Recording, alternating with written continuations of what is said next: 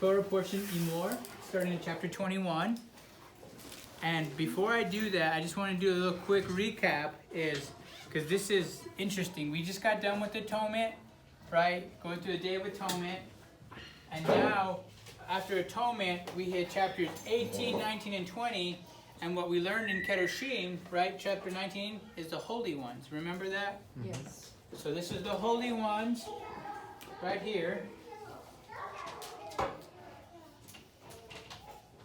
And then these green ones, this was Egypt and Canaan, all the stuff they do. And over here in chapter 20 was Egypt and Canaan.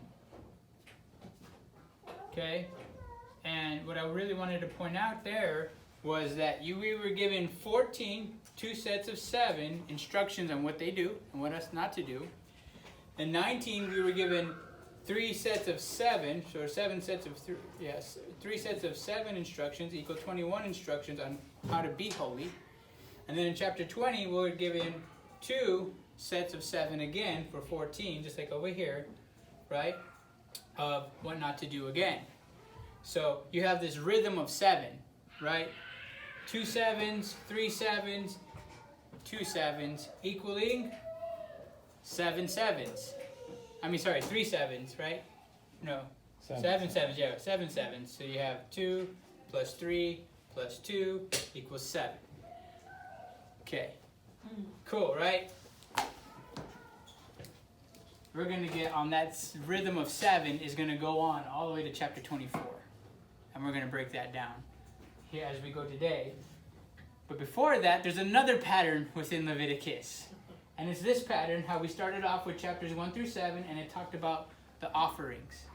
Your purification offering, your burnt offering, your free will offerings, your thank you offerings.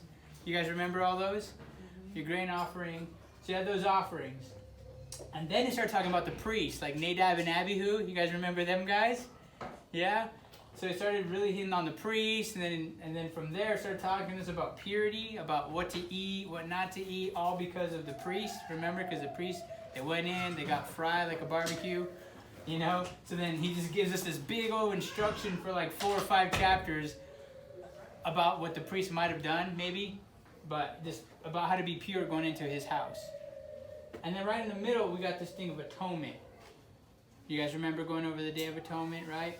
So then after atonement, we got into chapters 17 through 20, what all have to do with purity again. Remember? Because we're not going to do all this sexual immorality and crazy stuff of the nations, but we're going to have some social justice, right? Some sexual integrity. Like we're going to learn how to love our parents, love our children, love our spouses, love our neighbor, love the stranger, love the widow. That's what it means to be a holy one. Remember? So you have these paired up, and these paired, and then after that, what we're going to get in now is going to talk about priests. We're going to talk about priests, the qualifications for priests, and you're going to see it's going to be symmetrical here. And then today, we're going to get into the offerings of the feast days. So it's going to be symmetrical here. So right in the middle that breaks up the symmetry is the Day of Atonement. So you have this pattern, and then you have the pattern of 7s, and there's probably more patterns that I haven't realized yet. But just some of this stuff so far. So this book is not just some like boring, rules. Like there's like a lot of thought that went into this writing. Like somebody had to have sat there and thought about how to structure this. And it's just so poetic. So, you guys ready? I'm sorry if that bores you. It excites me. Sorry. You guys ready? Here we go. For the food, Lord, we thank you for taking care of us. And we just want to tell you that we love you and you are awesome and there's nobody like you, Father. For you are good. Lord, and we pray for our study today. We just ask you, Father, that you would let our hearts burn within us. You would open up our minds to hear your words, Father, and that you would change us forever. Help us, Father, to renew our minds this day, Father. Bring that transformation, Father, into us. In Yeshua's name, amen. All right, so chapter 21. You guys ready? here we go. Yahweh said to Moses, speak to the priests, the sons of Aaron, and say to them. So who are we talking to? Sons of Aaron. So we're talking to the priests, the sons of Aaron. Right? Which is going to be right here in this pattern. So we're going to talk to the priest, and he's going to say, by the way, if you guys want to hear from God, read the book of Leviticus. There's nowhere else in your Bible where it says, say to them this. God said this. God said, say to them this. God said, say to them this. This is the book that has the most God says this. Okay? So, it says, no one will be defiled for the dead among his people, but for his kin that is near to him, like his mother, his father, his son, his daughter, his brother, for his sister, a virgin that is close to him, who has had no husband, he may be defiled for her. Boom. You guys know what he's talking about.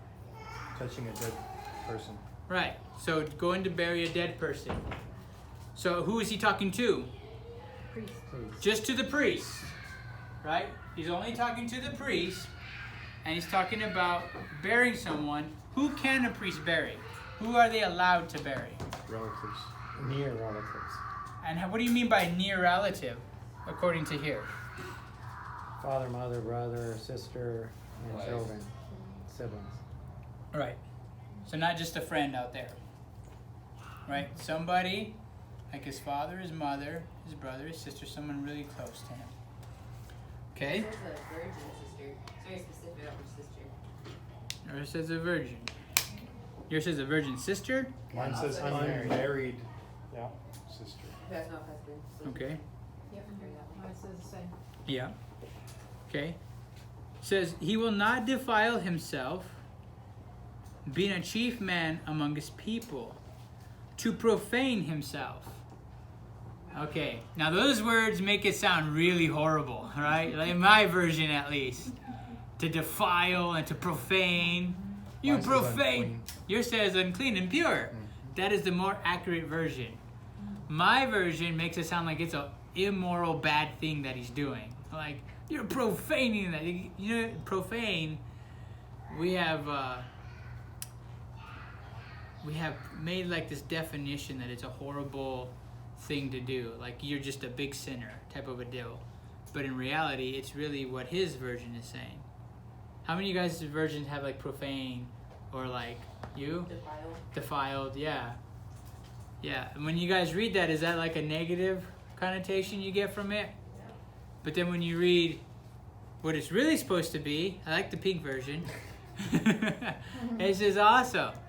But it's really just impure. You're going to make himself impure for a position that he's supposed to be walking in purity for. Okay? So that's what he's saying. He will not defile himself, being a chief man among his people, to make impure himself. They will not make... Okay, yeah. So verse 5. They will not make baldness upon their head, neither will they shave off the corner of their beard, or make any cuttings in their flesh. They will be holy to their God, and they will not profane the name of their God. They do offer the offerings of Yahweh made by fire, the bread of their God. Therefore, they will be holy. So, again, what words do you have in yours? Is it profane? No, it's back there in the book. It says, priests must not shave their heads, they must not shave off the edges of their beards, they must not cut their bodies, priests must be holy to their God. They must show respect for God's name. Right. Anybody else has something different than profane or defile?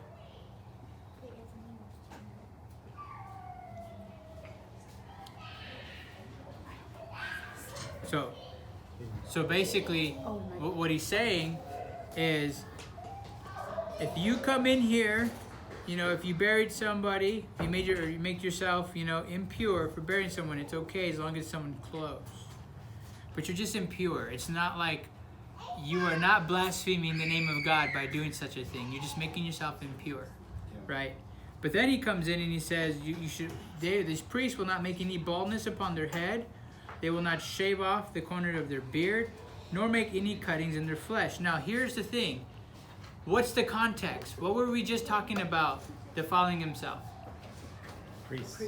Okay, with a priest, but in the context of what? Death. Death. So, he hasn't changed gears. So, when someone dies, the priest shall not make a baldness upon their head, or shave off the corner of their beard, or make any cuttings in their flesh for whoever died. You guys catching that? Yeah. So he's just talking about don't defile yourself, right, for the dead, unless it's someone close. But what you're not going to do, right, is your beard. You're not going to mar your beard. You're not going to cut your flesh. Because according to some commentaries, now there's a debate on some of this, but some commentaries is that this was what the nations would do. The nations would cut themselves, shave themselves, mar themselves, you know, in some type of ritual for the dead. And God said, you're not going to do that. Right? You're not going to do that. Okay? So it says, verse 6, they will be holy to their God and not profane the name of their God. They do offer the offerings of Yahweh made by fire, the bread of their God. Therefore, they will be holy. Okay? So what does it mean to be holy? Set apart. Just set apart. Set apart from who? From these guys. Yeah. You're not going to live like these guys. That's all it means. Right? It's not some supernatural thing that has to happen to you. It's just not living like the world. Okay? So, let's keep going. Verse 7. They will not take a wife who is a harlot or dishonored. Okay, so now they're not going to take a wife who's a harlot or dishonored.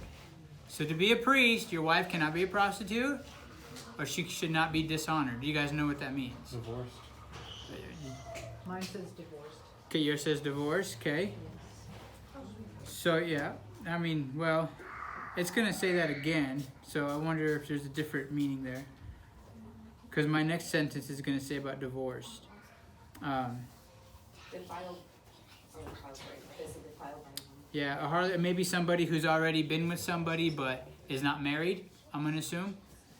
Maybe dishonored, right? Because that was a dishonor back then, right? Today it's like, that's the thing for these people, you know? Go be promiscuous, you know? Go get it, girl, or whatever. But back then it was just, you're not looked at that way. So anyway, yeah, he says, they will not take a wife who is a harlot or dishonored. So obviously, Hosea, what did Hosea go do? Marry a prostitute. Okay, was he a priest? Yes. Was he not? No. Oh, okay. No, he was not a priest. He was a prophet, He right? was a prophet. Oh, okay, he's a prophet. Wasn't she, weren't they married first and then she went and did that? And then he bought her back? No, I think she was already She one. was already one. Uh-huh. She Oh. was already one, and then, yeah. Why couldn't Jason? Huh? God told him to do it. I thought he told her to go. Try to go buy tell it him, back, hey, you dude, know? you imagine he goes, God, he hears from God, and he marries this prostitute, and then you and I go in our righteous zeal and like, hey, dude, you're not equally yoked. What are you doing? Yeah. Imagine. He's like, well, you're not hearing from God because God told me to marry this lady. Or imagine like Ezekiel, you know, when his wife died, God said, don't you dare cry. Imagine you and me being like, John, what's wrong with your heart, man? How are you not crying for your own wife? Nope, God told me not to. Like, or like Isaiah, you know, walking naked. And you're like, what are you doing out there, Kyle? God told me to. Guys, I think he's going Looney Tunes. You know, like there's some things that God has some people, sometimes, not all the time, do some interesting things. And it's testing us. It's testing whether we love people where they're at. Yeah. Well, the potter and the clay, He can make a trash can with the same clay that he makes a vase out of, right? Right. Yeah. And who are you to tell him what to make? You're the clay. But like, how many of you guys would be like, yeah, go marry that prostitute? Like, everyone's like, no. Yeah. You know, but that's what Hosea did. And now what are you going to do? You know, Rudy, Brother, can we circle back to the beard? I have a question about that. circle back, sure. So is it okay for me to shave up to there? In your opinion? What do you mean? Well, it talks about sides of the beard, do not shave. So that's a whole nother rabbit trail and debate that's out there that in this context, I believe it's for the dead. That's what he's asking. Yeah, don't cut your beard. And I think, wouldn't they pull their hair too? So I don't know what the ancient cultures would do necessarily, but I don't know what the corner would be of my round face, or of my, some of our heads are shaped differently. You're supposed to have a chiseled jaw, that's why they would do Yeah. So honestly, I don't know. I bet you there's more detail if you looked at it in the Hebrew of where the location may be, but yeah, I don't know. It has to something to do with the ancient cultures, what they used to do when people would die. It was some ritual they would do. So not that it's wrong if I go shave down here. Just for any or- purpose or reason, no, I don't believe Well, I so. thought it was Very for the irritating. priests. Yeah, this right now is for the priests. I mean, last chapters were for us. Yeah, last chapters were for us. This one's for the priest. And both contexts have been for the dead.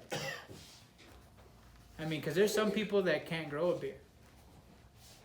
And people who do grow a beard, it doesn't make you a sinner if you shave your beard. But at the same time, God gave you a beard for a reason, Yeah, fair enough. So, It didn't say Indians Oh. can't grow beards. I don't know how true that is. My son can hardly grow a beard, and he's got a lot of Indian. He can't really. Isn't that something? it's genetics. A lot of it is genetics. If you can shave your head for leprosy, why can't you shave your head here? So it is for the dead. Yeah.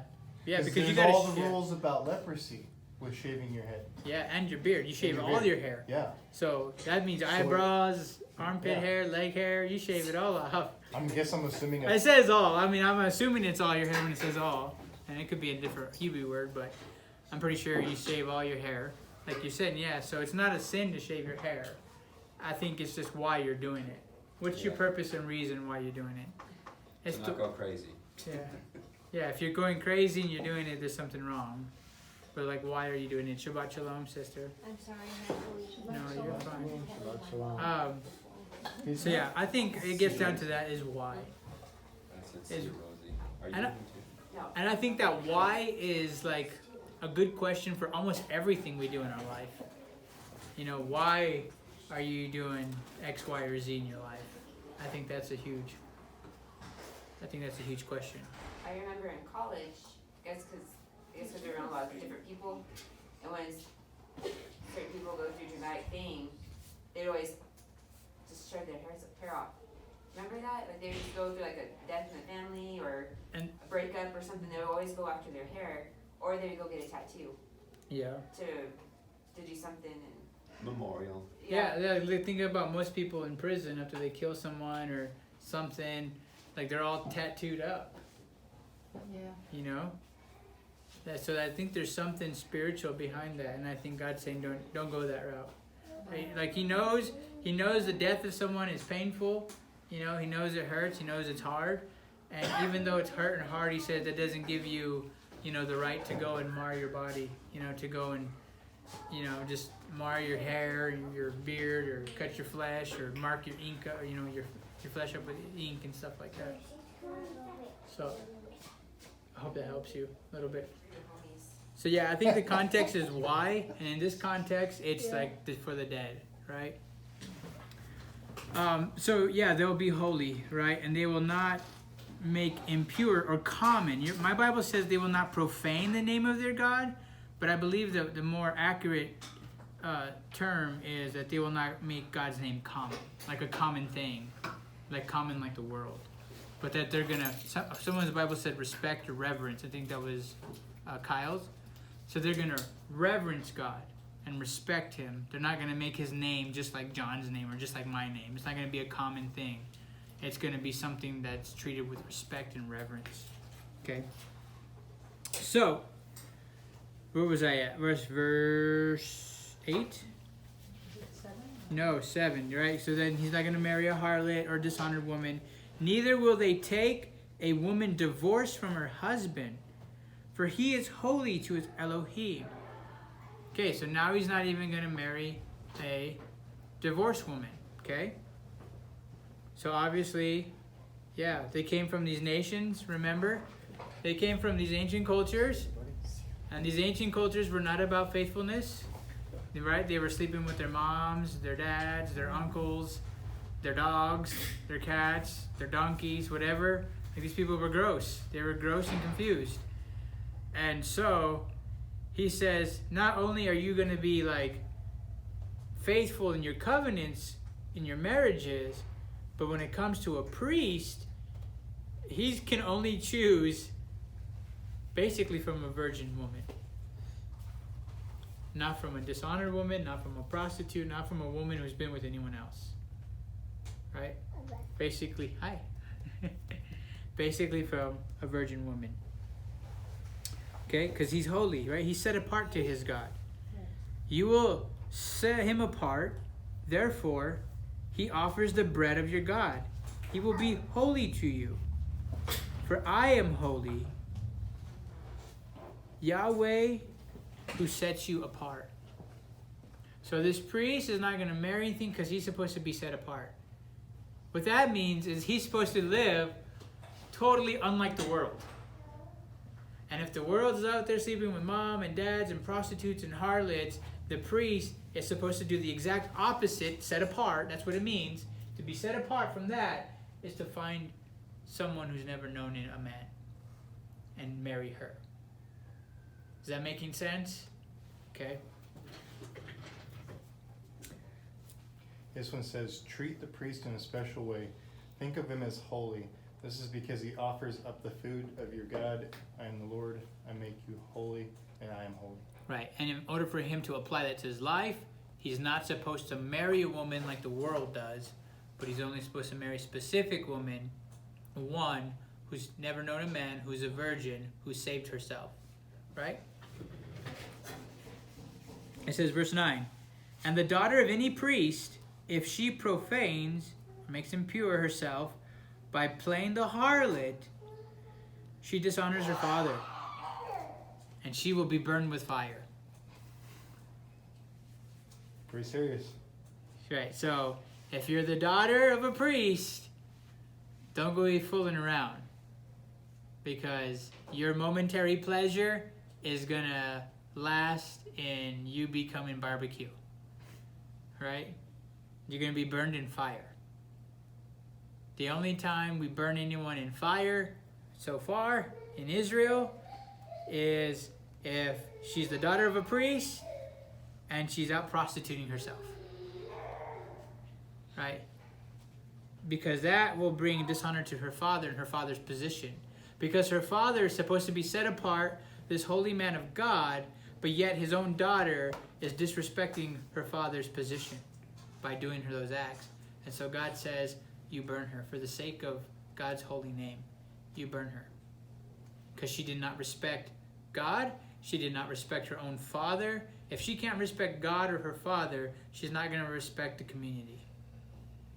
So by doing this, you're actually blessing the community by getting her out of there. Because you never know, this girl might be seducing one of your children, one of your sons, or something like that. Or teaching your daughters to go do the same thing, which, there's a consequence here. So verse 10. He was of the high priest among his brothers, upon whose head the anointing oil was poured, and who was set apart to put on the garments, will not uncover his head or tear his clothes. Neither will he go in to any dead body or make impure himself for his father or his mother. So who are we talking about here? The High priest. This is the high priest, right? So the first one was just the priest in general. Aaron. Yeah, the first one was just the priest in general, but this one is for the high priest. Yes, Aaron, right? So this one is for the high priest or anyone that comes after Aaron. And what's the difference between him and these guys when it comes to a dead body? Who can he defile himself for? No. Nobody. Nobody. Nobody. Not even your sons. Nope. Remember when his sons died? Did he get to carry his sons out? Who carried his sons out? Nadab and Abihu. Cousin. The cousins did. Yeah. And what if about his wife? If his wife dies, is he able to go and bury her? No. Does that make God mean? No. It doesn't make God mean. Why doesn't it make God mean? You have to be separated. Set apart. Yeah, because who's greater than his wife? Whose name has the name above all names, Yeah. right? And that's how we ought to live, right? And it's just for this position, for the high priest. If you're the high priest that's walking into his presence, don't defile yourself at all, right? Because you're walking into God's presence and he's the author of life, right? Death and destruction and chaos and all of our arguments and issues wasn't how he designed us to be, right? And he doesn't want that in his house. So as a high priest, make sure you don't bring any of this in there. This is what this is about, right? It is a God who wants to be with us. Okay. So, verse 12. Neither will he go out of the sanctuary or defile the sanctuary of his God, because the crown of the anointing oil of his God is upon him. I am Yahweh, and he will take a wife in her virginity. So, he also has to take a virgin, right? Yes. Hey. Welcome back. A lot of work. Right there. Yeah, so he's going to marry a virgin.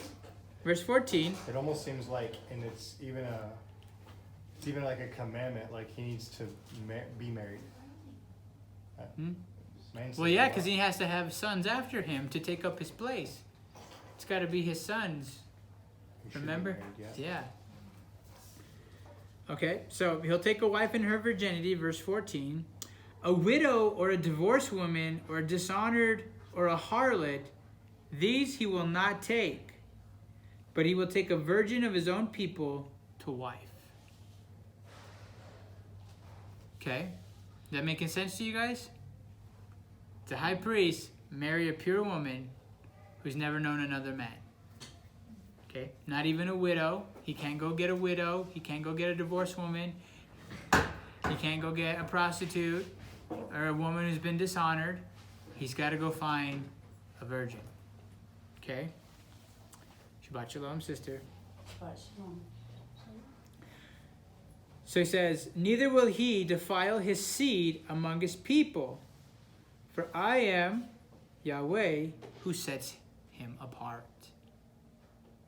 So he's saying, God's saying his seed and his lineage is important for this office. So this is why he's not going to go and defile himself, right? Or make himself impure with somebody else. But he's going to find a virgin woman, right? For this office. Brother Kyle? This is so the people will respect his children as his own. Absolutely. I like that. Neither was, yeah.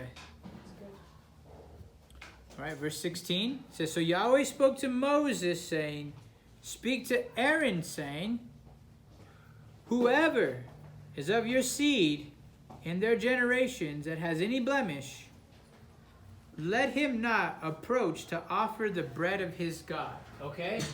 So who's talking? So Yahweh's talking to Moses to tell Aaron that, what?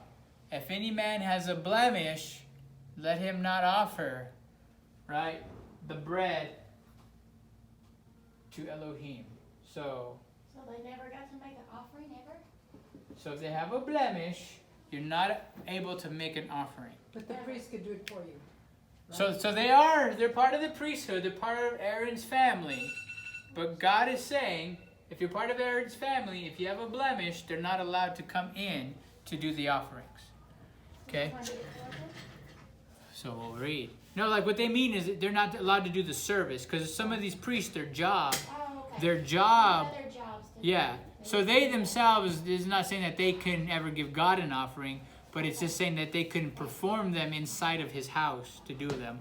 The way these priests are going to be behind the veil, doing the bread, by the menorah and all that. They can't enter there. Okay? The holy and holy place. Yeah. So here are some examples. For any man who has a blemish, he will not approach. If he's a blind man, a lame man, someone that has a flat nose, he that has a limb too long, a man that is broken-footed or broken-handed, crooked-backed or dwarf, or that has a blemish in his eye, or be scurvy or scabbed, or has his testicles broken, no man that has a blemish of the seed of Aaron, the priest, will come near to offer the offerings of Yahweh made by fire. He has a blemish. He will not come near to offer the bread of his Elohim. He will eat the bread of his Elohim, of the most holy and of the holy. Only he will not be able to go into the veil or come near to the altar because he has a blemish. So he does not defile my sanctuaries, for I am Yahweh who sets him apart. Who sets him apart. Is that making sense to you guys? So, if you're a dwarf, if you got something wrong with your eyes, your legs, if you're lame, if you're, crooked backed, if you have any blemish in your physical body in this sense, he says, don't approach into the veil. They can eat the food. They can eat the food of the offerings. They can eat the bread of their God. They can eat the holy things. They just can't walk past that veil. Don't let it be one of them to walk past the veil. Why? Is that mean? No. It's because you have the God of perfection there, right? Did he create all of us in that state? Did he make Adam and Eve dwarf and blind? No, he didn't do it then, right? But because it doesn't represent who God is in his throne, right? It doesn't represent how he created this world. So he's saying, just don't go in there, because it won't be good. Okay? Does it mean that these people are sinners and these people are bad and these people are cursed or anything like that? No, because guess what? These people are still more privileged than most other people in Israel. Why? Because they get to eat the holy offerings, when most people don't unless they come and offer something. But these people daily get to eat from those holy offerings. So I know at first glance it makes it look like, man, God's mean to these people, but he's not, because they have more privileges than you and me. Making sense? They just can't go in there because of some of their conditions. All right? Here we go. Chapter 22. So Yahweh spoke to Moses, saying, speak to Aaron and to his sons to separate themselves from the holy things of the children of Israel, which they sanctified to me, or set apart for me, and to not profane my holy name. Okay, what does it mean to profane my holy name? That's a Disrespect. How many of you guys use the word profane in your daily conversations? No? Not many people?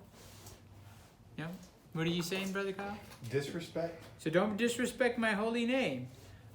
Another way is basically don't make my name common. Don't make my name at the same level as your name. But make sure when you say my name that you know it's the name above all names. That's basically what he's saying, is that when you speak my name or you live by my name, that you make sure you reverence that name and respect that name. Yeah. Don't make it a common thing. Like just, oh, it's just like John, or it's just like Kyle, it's just like Fernando. No. He's like, make sure you understand my name is the name above all names. So when you're representing me or my holy things in my house, that you set your lifestyle apart for that and for me. Is that making sense? He says, for I am Yahweh, so say to them, whoever he is, of all of your seed, among your generations that goes to the holy things, which the children of Israel sanctify or set apart to Yahweh, having his impurity upon him, that soul will be cut off from my presence. I am Yahweh. So, the entire issue here is that if you're going to go into his house, do not have impurity upon you.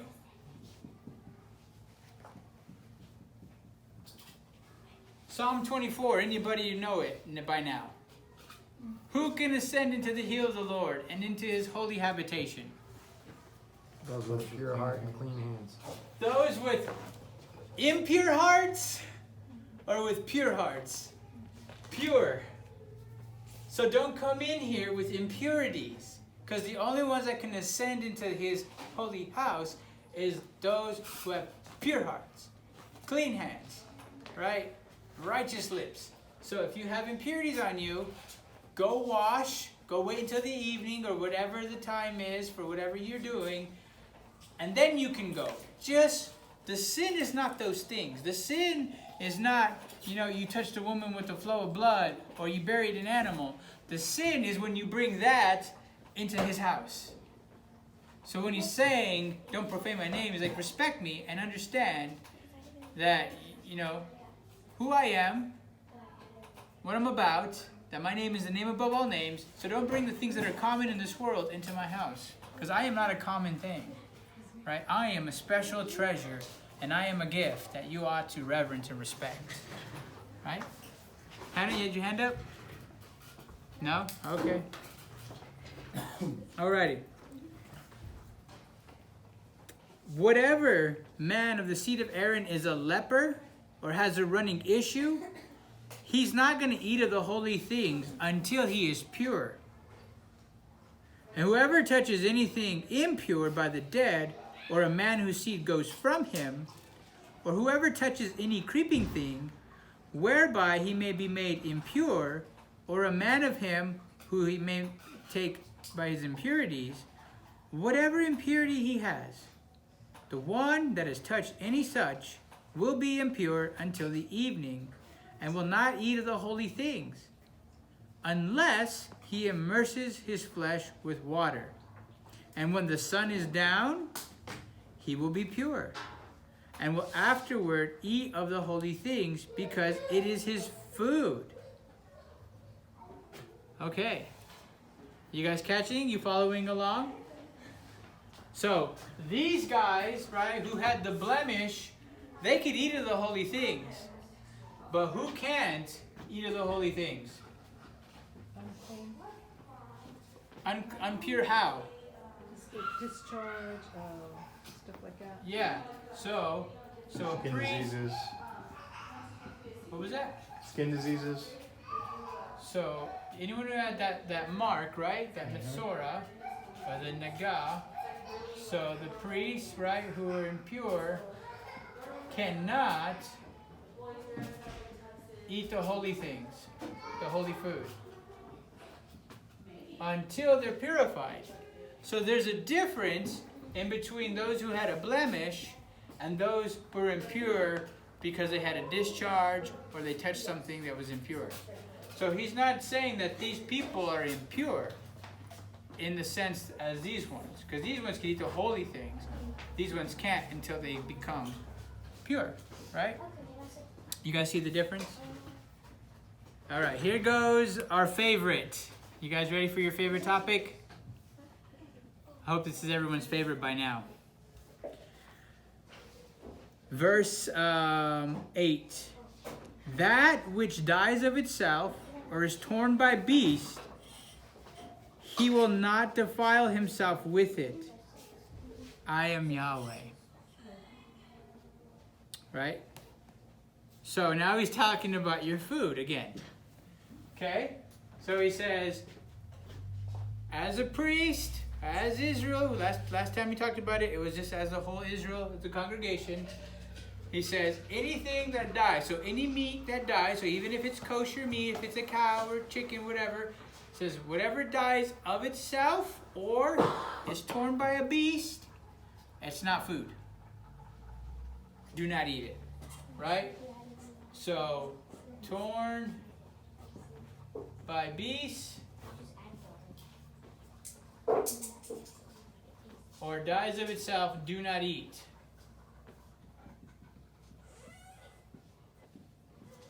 No. No, do not eat that. That is not kosher. That is not food for you. He says, do not defile yourself with that. Okay? His favorite topic. Every chapter is almost, he's talking about don't eat blood, don't eat something that's died of itself, don't eat something that's been torn by beasts. It's like from chapter 11 all the way to here, he's mentioned it like 7 times already. Right? Pretty important to him, obviously. Okay, so let's keep going. Verse 9. They will therefore keep my ordinance, lest they bear sin for it and die therefore, if they try to make my name common. I am Yahweh who sets them apart. So he's saying, everything I'm asking you not to do and asking you to do is for one reason, and that is to set you apart. That's why he's asking you to do that. The world is going to do everything I asked you not to do. They're going to be all about, disrespecting their mom and their dad and their children and their neighbor. But you, right, holy ones, you got to honor your father, your mother. You have to never debase your children. You have to respect your spouse, submit to your spouse. You have to love your neighbor as yourself. Take care of the widow. Take care of the orphan. Take care of the poor. That's what it's like to be a holy one. Have some sexual integrity. Eat different. Don't eat like them. Don't treat your mama like them, your daddy like them, your auntie like them. Not even your animals, right? These people are confused, right? And they even touch their animals. He says, so everything I'm asking you to do here is so you can be set apart. You can be set apart. That's how you're set apart. And that's his reasoning here, is what he's saying he's going to do it. He's the one that sanctifies us. And we don't use that word sanctify today. It's like an older word, right? Most of us understand set apart, right? Mm-hmm. It's the same thing with holy, right? Sanctified. It all means just to set you apart, right? So, verse 10. No stranger will eat of the holy thing.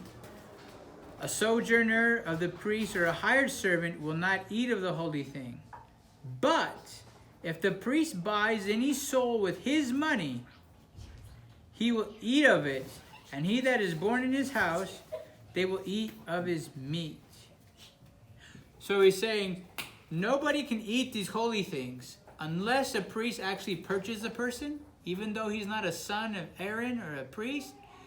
If the priest buys him with his money, that man or person can now eat of the holy things because he's part of that priest's family. Pretty interesting, right? And if that person that he buys has children within the priest's house, not necessarily in his house, but under the priest's possession, even that child that was his father or mother was purchased can eat of the holy things. Interesting, right? So, pretty neat.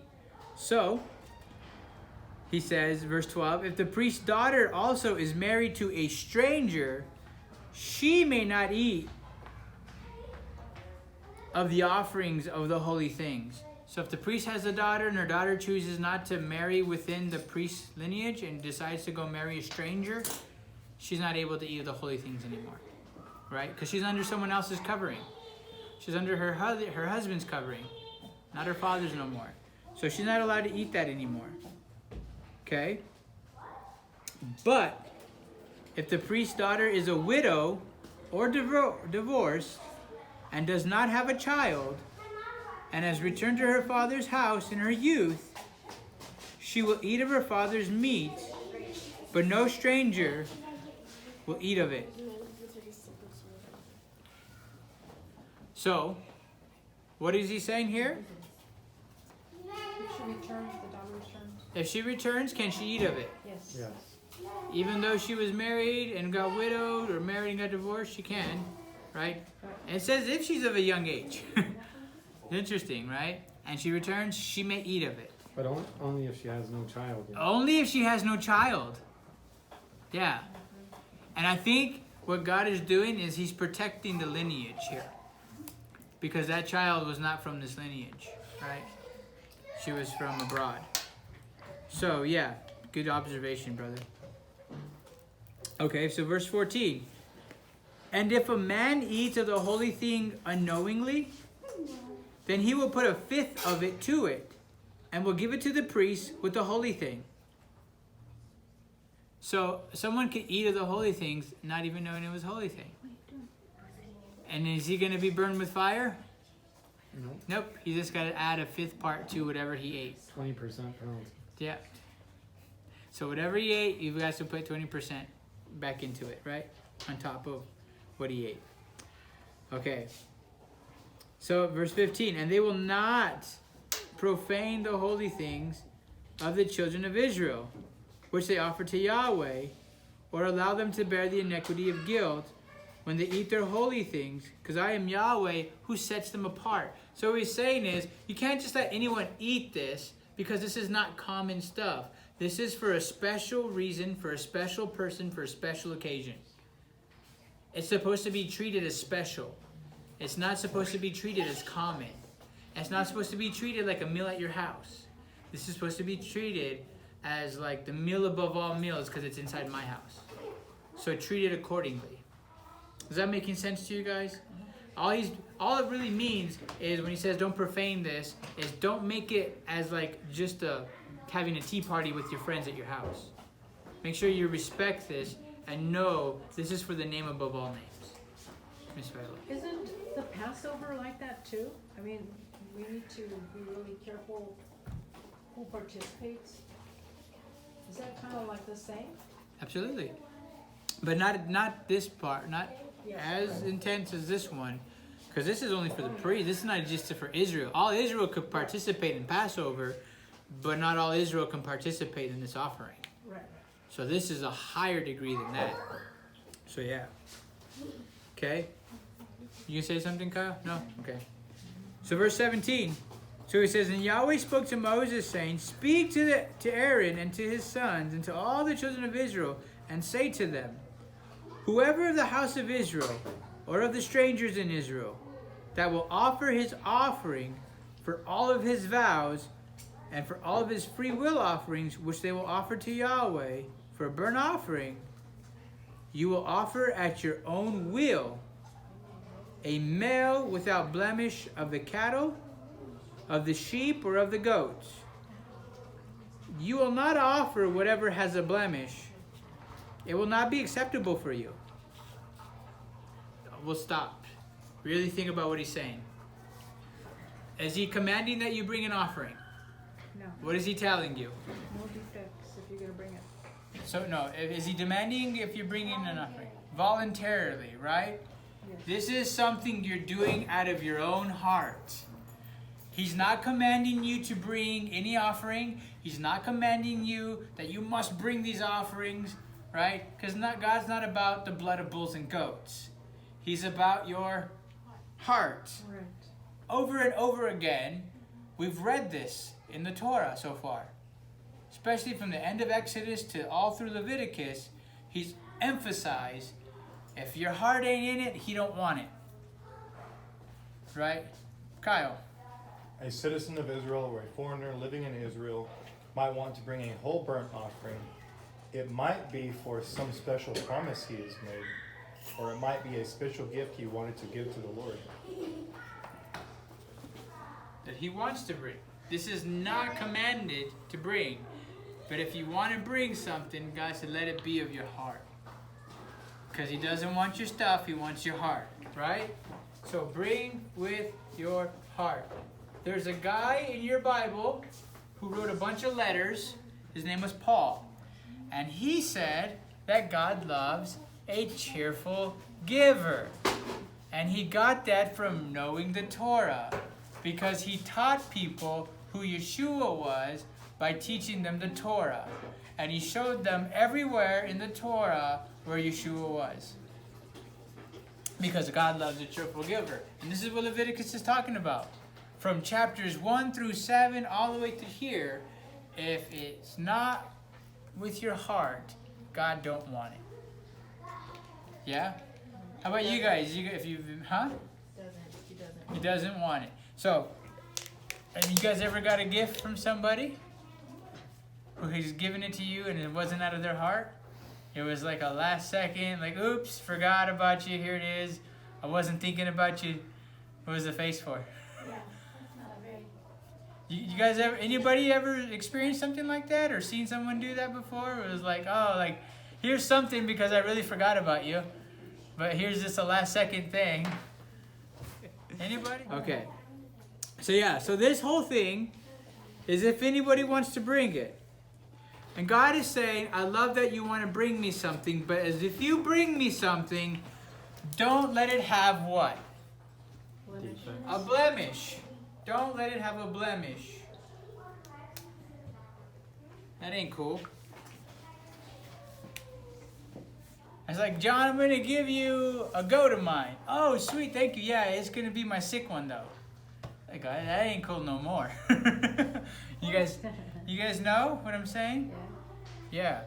You know, so you're talking about God. So it's not just about bringing him your best. It's about understanding who he is. And that things that are imperfect or things that are impure as a gift, it's not going to survive in his presence.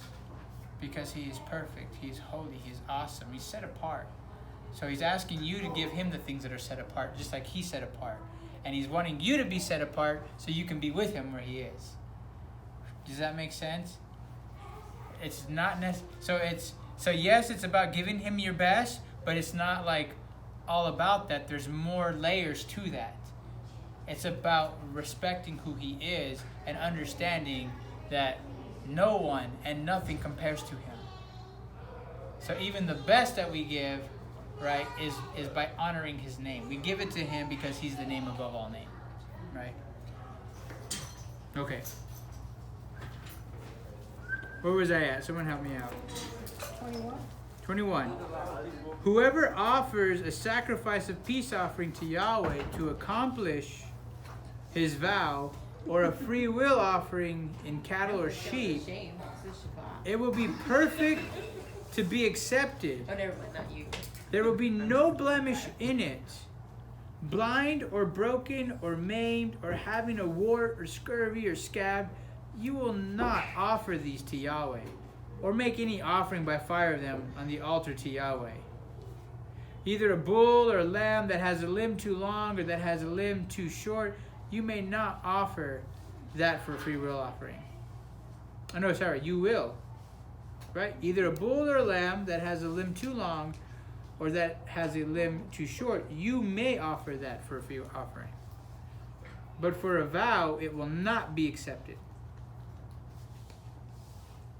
Okay. Does your guys' version say the same thing? Yep. Yeah. So, what he's saying is, don't bring to him blind animals, diseased animals for your offering. Why? It's not your best. It's not your best. That's a good answer. It's probably part of the reason, absolutely. It's not your best. Why would I want to give the King of all kings a blind animal? Your heart's not in it. Can you guys imagine that? Like, hey, Donald Trump, I love you, man. Here's my blind donkey. Would you guys go give him a blind donkey? Would you give your... Right? Can you imagine buying your spouse like a deaf animal or something like that? Is that a blessing or is that a burden for somebody? Yeah, burden. It's a burden, right? And so you guys, okay. So if you're giving someone a gift, how many of you guys would want to give them a blind animal or a deaf animal? Anybody? No? Maybe I shouldn't say that, but I had a lot to do with computers over the years. Uh-huh. And so very often the pastors, of course they're needing computers these days. for Oh yeah. slideshows. And anyway, so very often I would see that they wind up with other people's used computers, laptops. Anyways, one day I'm getting my wife a new laptop, and I don't know why, but I just felt like, man, this pastor, I'm gonna buy him, I got my wife the best. Yeah. I bought 2 of them, and I gave it to this pastor, and he was just blown away because he was used to getting all these. By the way, this pastor passed away. Okay. He was a local pastor. You might have known him, Neil Thiessen. I don't know. Yeah, but anyways, he just couldn't believe it. Oh, why didn't you give me your wife's? He knew Yeah. that we were retiring. Well, I gave that to somebody else, but yeah, a lot of other pastors around town, I'd buy laptops for them, but their board or their treasurer or whoever, the finance committee, they would tell me, yeah, you can spend X dollars. And so some of the churches, but then some of the other churches, the pastors just getting hand-me-downs, which I know it's not quite the same, Right. but still, I think there is a little bit of a parallel there. If you're gonna really, sometimes people get rid of stuff, just like you're saying, a blind donkey, it might be a burden.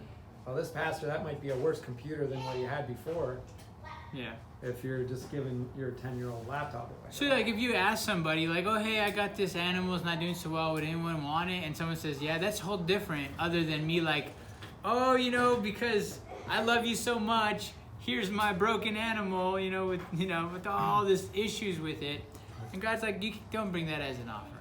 It's really about the regard that we hold people to, because for some of us, myself, there are certain things that are acceptable to me, but when I hold someone in high regard, I feel like, oh, I can't use that for them, Yeah. because there's a standard there.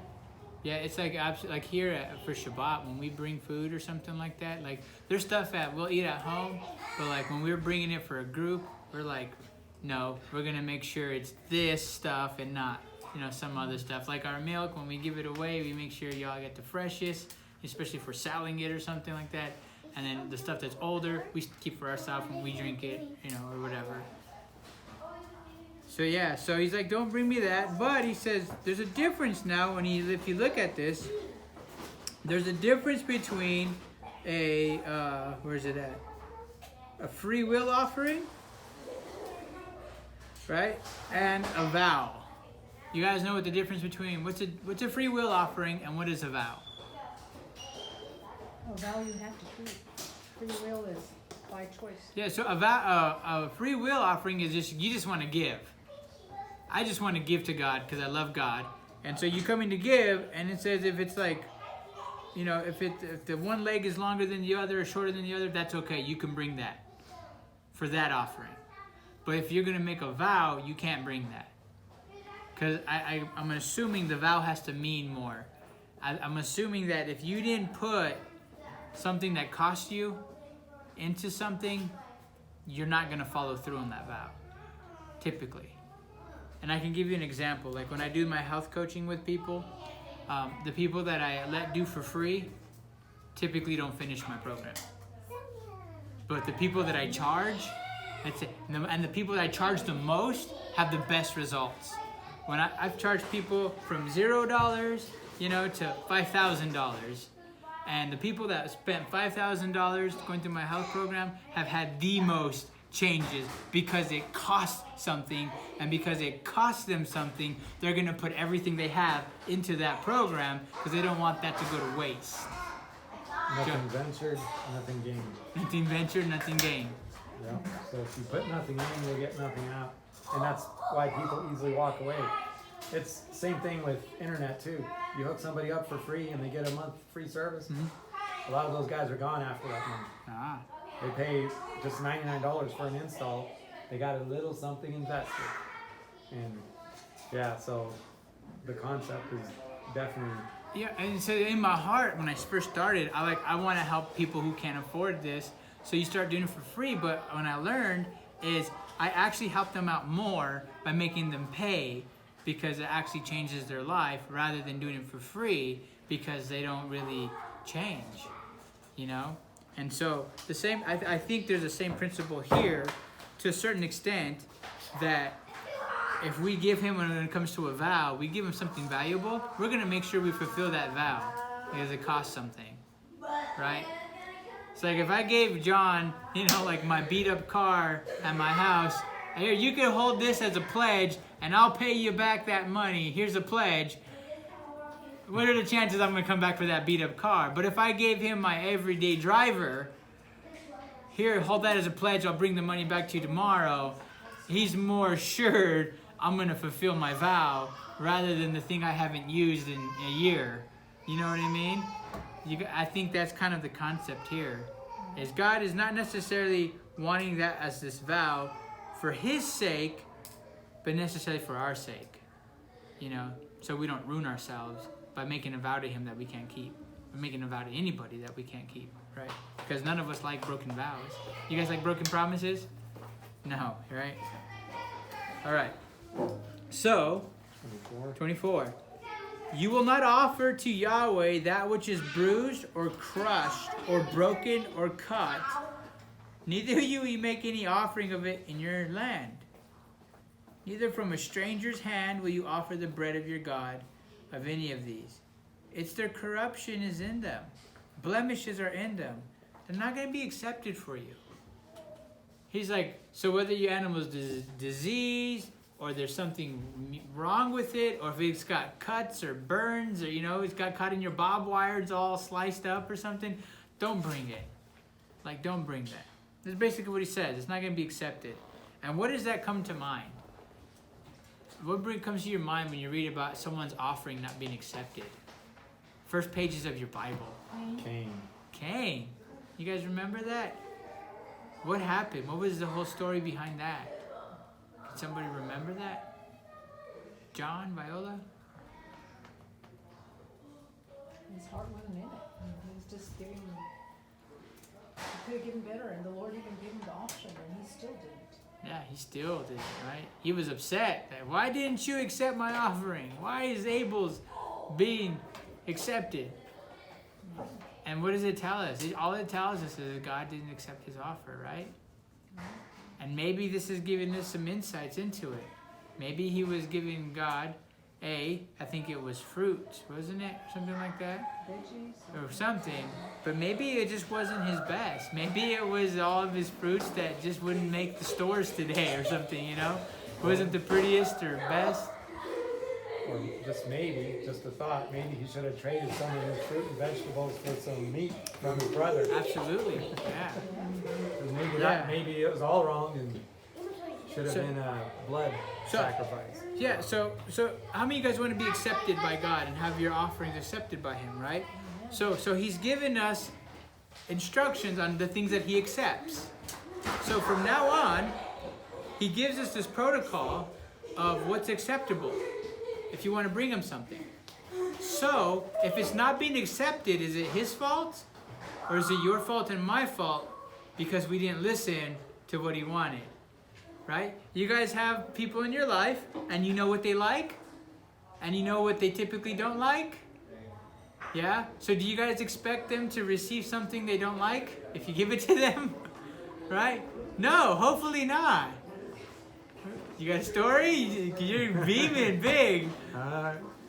Yeah, like my wife will often ask, what should I cook you for supper? Well, I tell her, over 30 years, you know what I like. Well, here are the options. So she'll give me three options, and I tell her to surprise me. So I always get what I like. I always get what I like. But I would think after all that time, maybe when she keeps giving something you don't like, eventually you'll just come and start to like it. So God is showing us, he says, this is what I accept, and this is what I don't accept. So from now on, if your offerings are not accepted, it's because you're not listening. Right? So we know what's acceptable. Okay? Acceptable. You gotta spell right, or Sonia will correct me. So, yeah. So what's acceptable? He showed us what he likes, what he really loves. Anybody ever read the book of Esther, Hadassah? Yeah. Do you guys know what she did before she went into the king? What did she do? Fasted. No, before that. Before that, when she was going for the beauty pageant to become the queen. Anoint yourself with oils and bathe for a period of time, a lot of preparation. Yeah, she did a lot of preparation. She got all prettied up. She took a bath in all those oils. And then she asked the king's servant, what big question? What does the king like? Right. So if we're going to go meet our king, not just an earthly guy, we have to ask ourselves, what does our king like? What is acceptable to him? Because that's what we want to bring. Right? So, I think that's a lot of the concept here, right? Is we can't go in and say, we can't change God's word with our word. Our word is not more powerful than his. So if you want to be acceptable and you want to hear the voice, this is my beloved son in whom I'm well pleased, you do what Yeshua does. And he says, everything I do for my Father. Everything I say are not my words. I just repeat what my Father said. I love my Father. And I'm going to my Father. My whole life is all about my Father. And all my words are about my Father. I'm all about my Father. And then his Father says, I love my Son. I'm so pleased in you. Why? Because the Son was all about what was acceptable to his Father. Right? Good, okay. All right. So, where was I at? 24? No. 26. And Yahweh spoke to Moses, saying, when a bull or a sheep or a goat is brought forth, it will be 7 days under its mother. And from the 8th day on, it will be accepted for an offering made by fire to Yahweh. This is interesting. So, 7 days, right, under its mama. What does that mean? With? What does it mean, 7 days under its mama? Completion of it. Like, no, what does it mean? Like, was under 7 days? Like, what is he talking about? Mine says with its mother. With its mother? Yeah. Okay. Hannah? It's getting milk from its mama, right? Because it's a bull, it's a sheep, or it's a goat. So, bulls, sheep, and goats all drink milk from their mamas, right? Babies. And it says, you at least let the baby have 7 days under its mother, but from the 8th day on, it will be accepted as an offering made by fire to Yahweh. This is hard for me to picture. I know. Because these are little babies. That's baby. These are baby animals, 8 days old, being accepted. Yeah. I mean, I got my little babies that I bottle feed at home. They're a couple weeks old, and they're just little bitty things. Like, this isn't a barbecue. You ain't gonna get much meat off of this thing. Well, there you go, like the Passover. I mean, they did the blood over the mantles. Well, the Passover was actually under a year old. This is only 8 days old. You see the difference? Yeah. Is it to make us feel, look at this innocent creature? Well, does it getting ahead of you? Huh? Does the next verse shed any light on it? Next verse, let's see. So, whether it's a cow or you will not kill it and its young both in 1 day. That one? Mm-hmm. So, a newborn and the mother, you wouldn't. I don't know. Yeah, you're not going to kill it in the same day, right? Interesting. So, if you look at all of these instructions as a whole, God is trying to get you and I to like really, really think about everything we do in our life. He wants you to think about what you're eating. He wants you to think about how you're treating your spouse, how you're treating your parents, how you're treating your children, how you're treating the stranger, the widow, the orphan, the poor. He wants you to think about how you're handling your money. what you're doing with your time.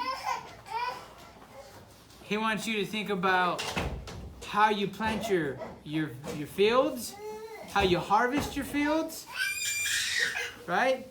He wants you to think about how you handle your animals, how you butcher your animals. When everything you do, God has an instruction for how He wants you to do it and handle it. Like, it's not about your processes. He wants your processes to become His processes. Right? And even as much as far as how you handle your baby cows, sheep, and goats. He's like, if you're going to butcher them, you ain't butchering mama and baby in the same day. Whether you understand that or not, it's got a reason for it, but He just wants you to think about it. Birds and stuff. Yeah. He wants you to think about that. He's like, so, the little baby, you're not going to kill it, wait till 8 days. Pretty interesting stuff, right? And if you do kill it, you're not killing it and its mama on the same day. Man, when my goats have babies, because we're about the milk business, so we're not about letting our babies just be on the mamas. So we take them off the mamas, we bottle feed them, we let them know where their food comes from is from me and not from their mama, because we don't want them drinking mama's milk, right? Straight from them. We want to regulate all that. But like in the past, we used to take the babies completely out of the pen. Now we just make sure we feed the babies, mamas are dried up, and we let them hang out. But in the past, when we would take them out, like for days, mamas would be like, blah, blah. Sarah's like, I can't handle it, they're crying. Like, it's like those mamas are crying for their babies. So we figure out a way, how to feed babies, but yet mamas not cry so much. We let them go in after we feed the babies. Is So that they're what Johnny does? I don't know. Yeah, I don't know. But I just know that just taking the baby just out for we take a goat out of the pen to go milk her, and all the other ones are crying for her. And it's like, okay, I can't. So I don't know if it's a sympathy thing, a spiritual thing, or all of the above, but God cares about how we do our business in every area of our life, and He wants us to think about Him and His ways while we do everything. Hey, God, both of you guys raising your hand. I told you I was at my parents', right? Right? My dad is bringing the feed into the troughs just with a big shovel, and all the sheep are way in the corner, grazing still. Yeah. And then when Dad finished filling all the troughs, he said, well, how am I going to get all those sheep over here now? I knew he was up to something. And how long is it going to take me to get the sheep over here? So he just called out to them, and they came running. Like they were there in seconds. So they knew him. When they saw me, some put the brakes on, so I stepped away from the gate a little bit. But they just went right through the gate, straight to the feed troughs, because they knew his voice. Yeah. And they're not scared of him, but they were a little scared of me. Yeah. And that's what Yeshua means by my sheep know my voice, because they're skittish. Like, they'll run away from you if they don't know you. But if they know your voice, they're not afraid anymore. Like my goats, like my Billy goat, if I get in there, he's going to come and try and pick on me and rub on me and nip at me, But if you get in there and he doesn't know you, he's going to stay away from you. But because he knows me, he thinks he has the right to come pick on me. But because he doesn't know you, he ain't going to mess with you yet, They're going to be afraid of you. So, you had your hand up. When we used to have our cows and we'd milk them, we'd take the calves and we'd lock them up overnight, and then in the morning we'd get all our milk we wanted, then we'd let them go and pasture with them and go nurse our mom all day. Yeah. That's how we did it. Yeah. At first, we would just take our babies completely away from the mamas and put them inside our shop in a tote or in a cage, like in this area, corral area. And the mamas would be crying all night. And Sarah's like, we got to figure something else out. So okay. What we'll do is when they have the babies, we'll wait until the babies are trying to find milk. And when we start seeing them trying to find milk on the mama, then we'll take them away and we'll milk the mama, we'll feed the babies, put them back with the mama. And we'll just do that for a few days. And it worked for almost all of our goats except for one little baby goat, still persistent. It's like, where's all my milk? She's drinking off of mama. So now we actually completely remove her, you know, because, yeah. Didn't play the game right. No, she didn't play the game right, but it worked all the time. We're like 98% good on this route so far, other than this one. Yeah. Kyle? Root cause analysis. You can't have a problem unless you have standards. Oh. If you don't have standards, you don't have problems. But so if you're going to complain about something, you know, then you got to have standards. Yeah. You know what I mean? Because you're not going to have a problem unless you have standards. Right. So what God gives us standards to help us with our problems. We may not know what they are, but he knows. Amen. Amen. All right. So, but here's again though. It's 7 days, right? Remember the theme? 7 days. Over here, sevens, sevens, sevens, right? And now, as we get in chapter 23, we're going to hit a bunch of sevens. Okay? And what is 7? The first time you ever heard of 7 in your Bible, what was the first thing? Rest. 7 days of creation. Rest. 7 days. On the 7th day, God Rested. and He blessed it. Right? That 7th day, the garden, He's trying to trigger us back to life in the garden. All these are trying to trigger you to how God wants to restore this world. Because this world, with Canaan and Egypt, confused and chaos. But to be holy ones, He wants us to remember what it was like when God made order out of the chaos. Remember, the world was chaotic, the waters everywhere, and God made a beautiful garden out of it.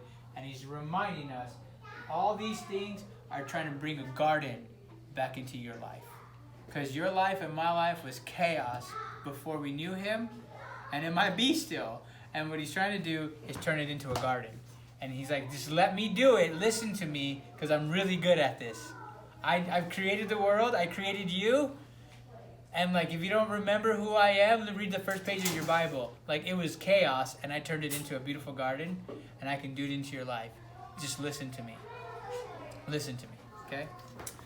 So He says in verse 29, when you offer a sacrifice of thanksgiving to Yahweh, offer it at what? Your own will. So if you're going to bring a Thanksgiving offering, is it something that He commands you to do? Nope. It's with the cheerful heart again. God is not commanding you to bring a bunch of animals to butcher in front of Him, right? No, He's asking you, if you're going to bring something, bring it with your heart. Because I want your heart. I'm after your heart. Okay, so bring it at your own will. And He says, it will be eaten on the same day. You will leave none of it until the next day. I am Yahweh. Therefore, you will keep my commandments and do them. I'm Yahweh. So can you keep His commandments and can you do them? Mm-hmm. Sure. Because God said so. Forget about what the rabbis say. Forget about what the pastors say. Forget about what your neighbor says. If God said you can do them, you can do them. Right? Yeah, He says they're not burdensome.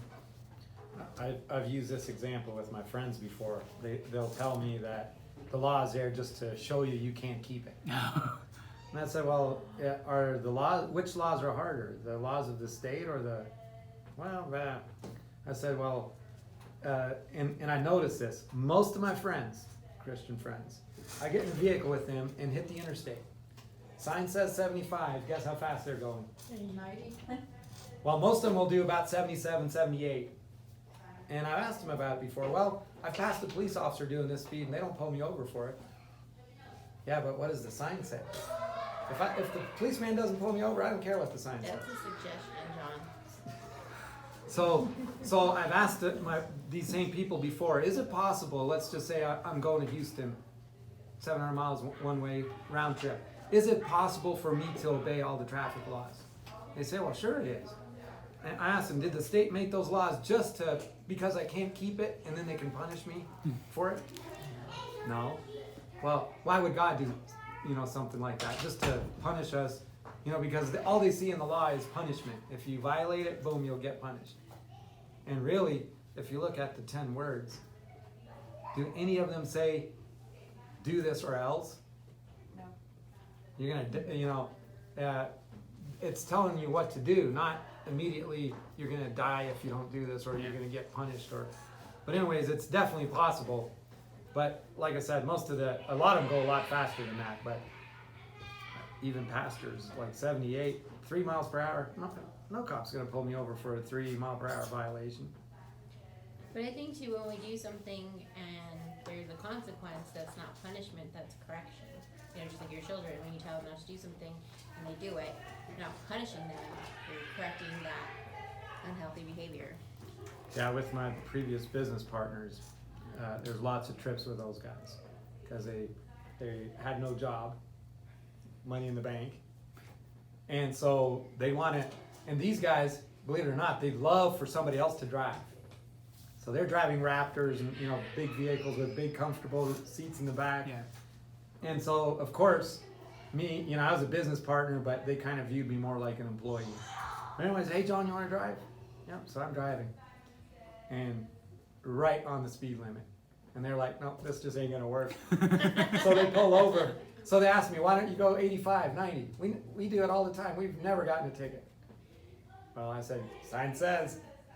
Anyway, okay, pull over. So they're driving 85, 90. Man.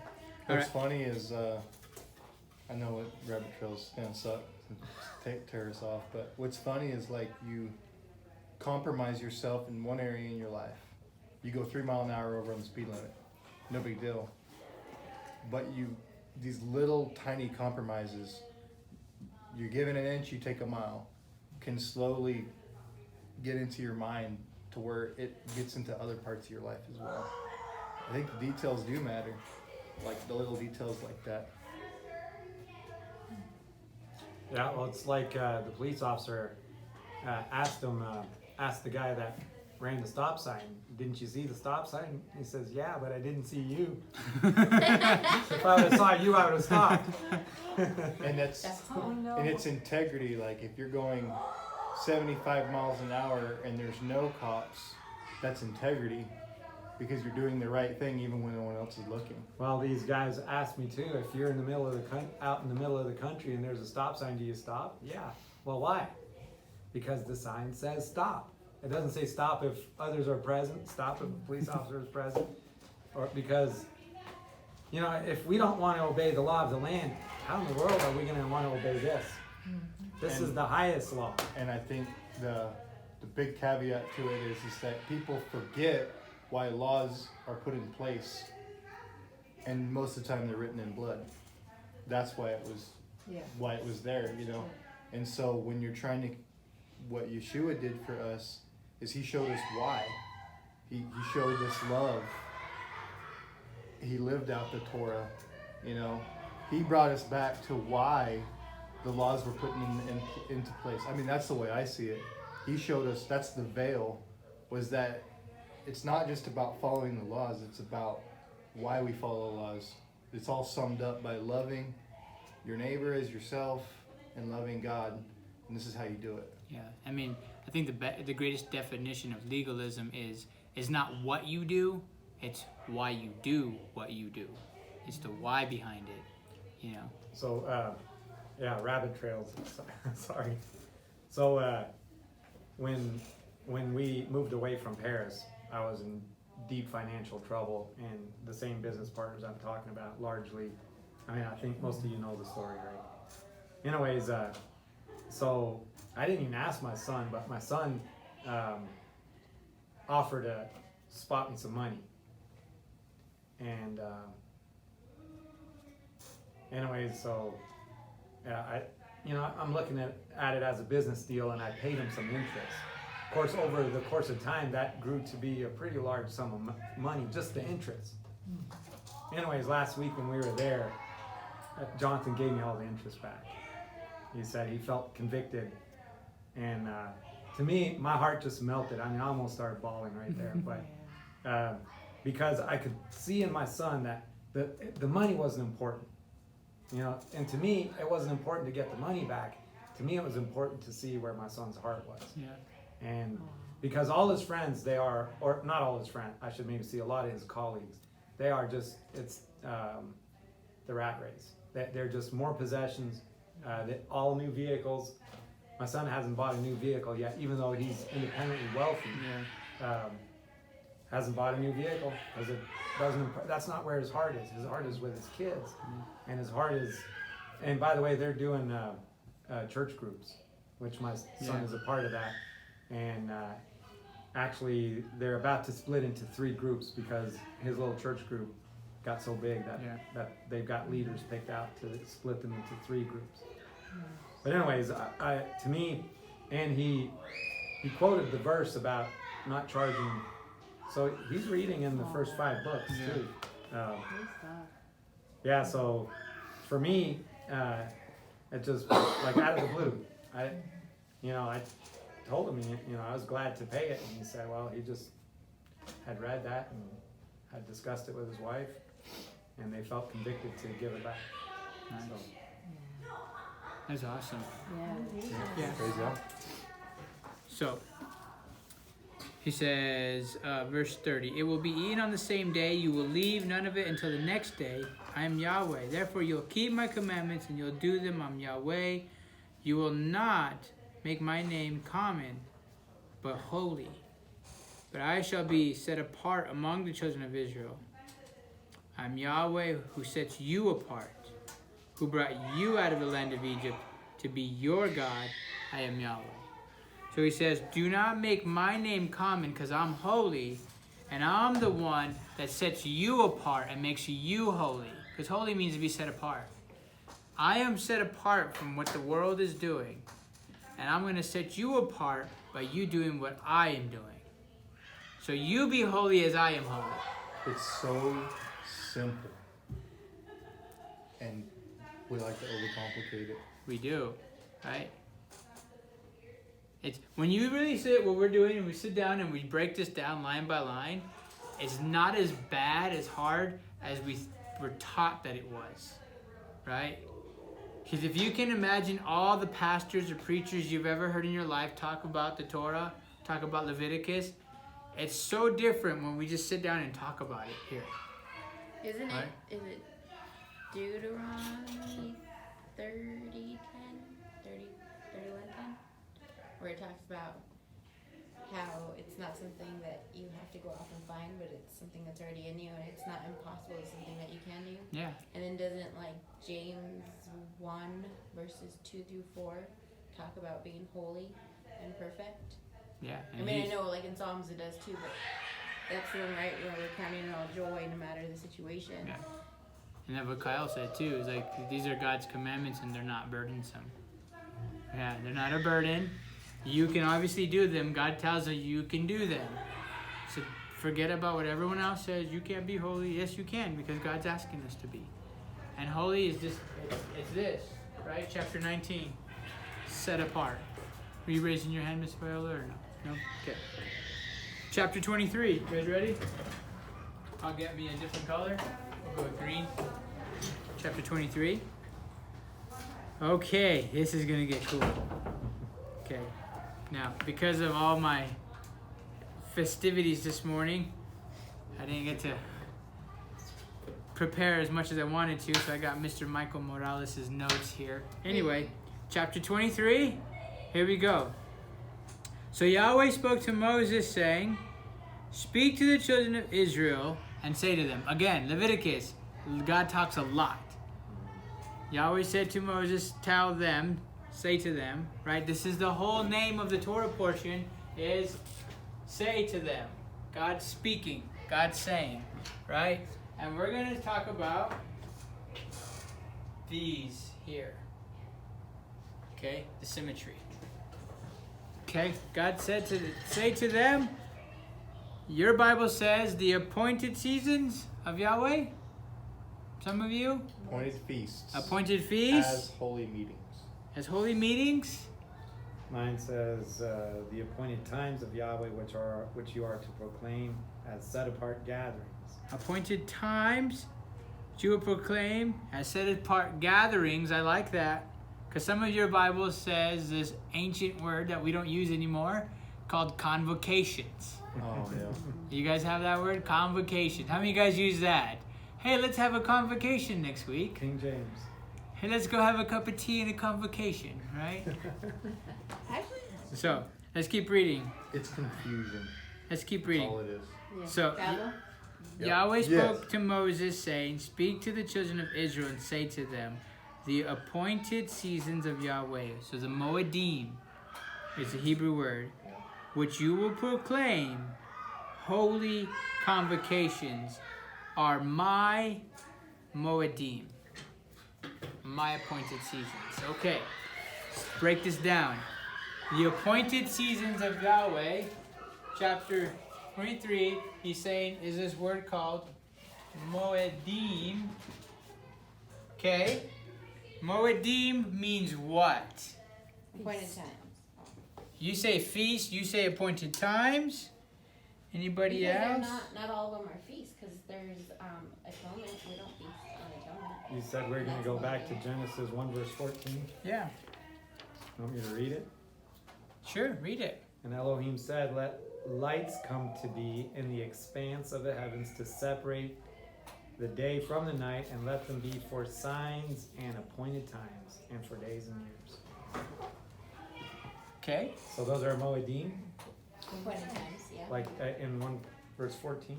okay, so you guys ready for the Hebrew meaning? Moedim? Right. Holiday. It's a time or place of meeting. Moedim. So it could be a date, Yeah, because time or place. at To 8 meet. o'clock I'm going to meet my wife at the restaurant for a date.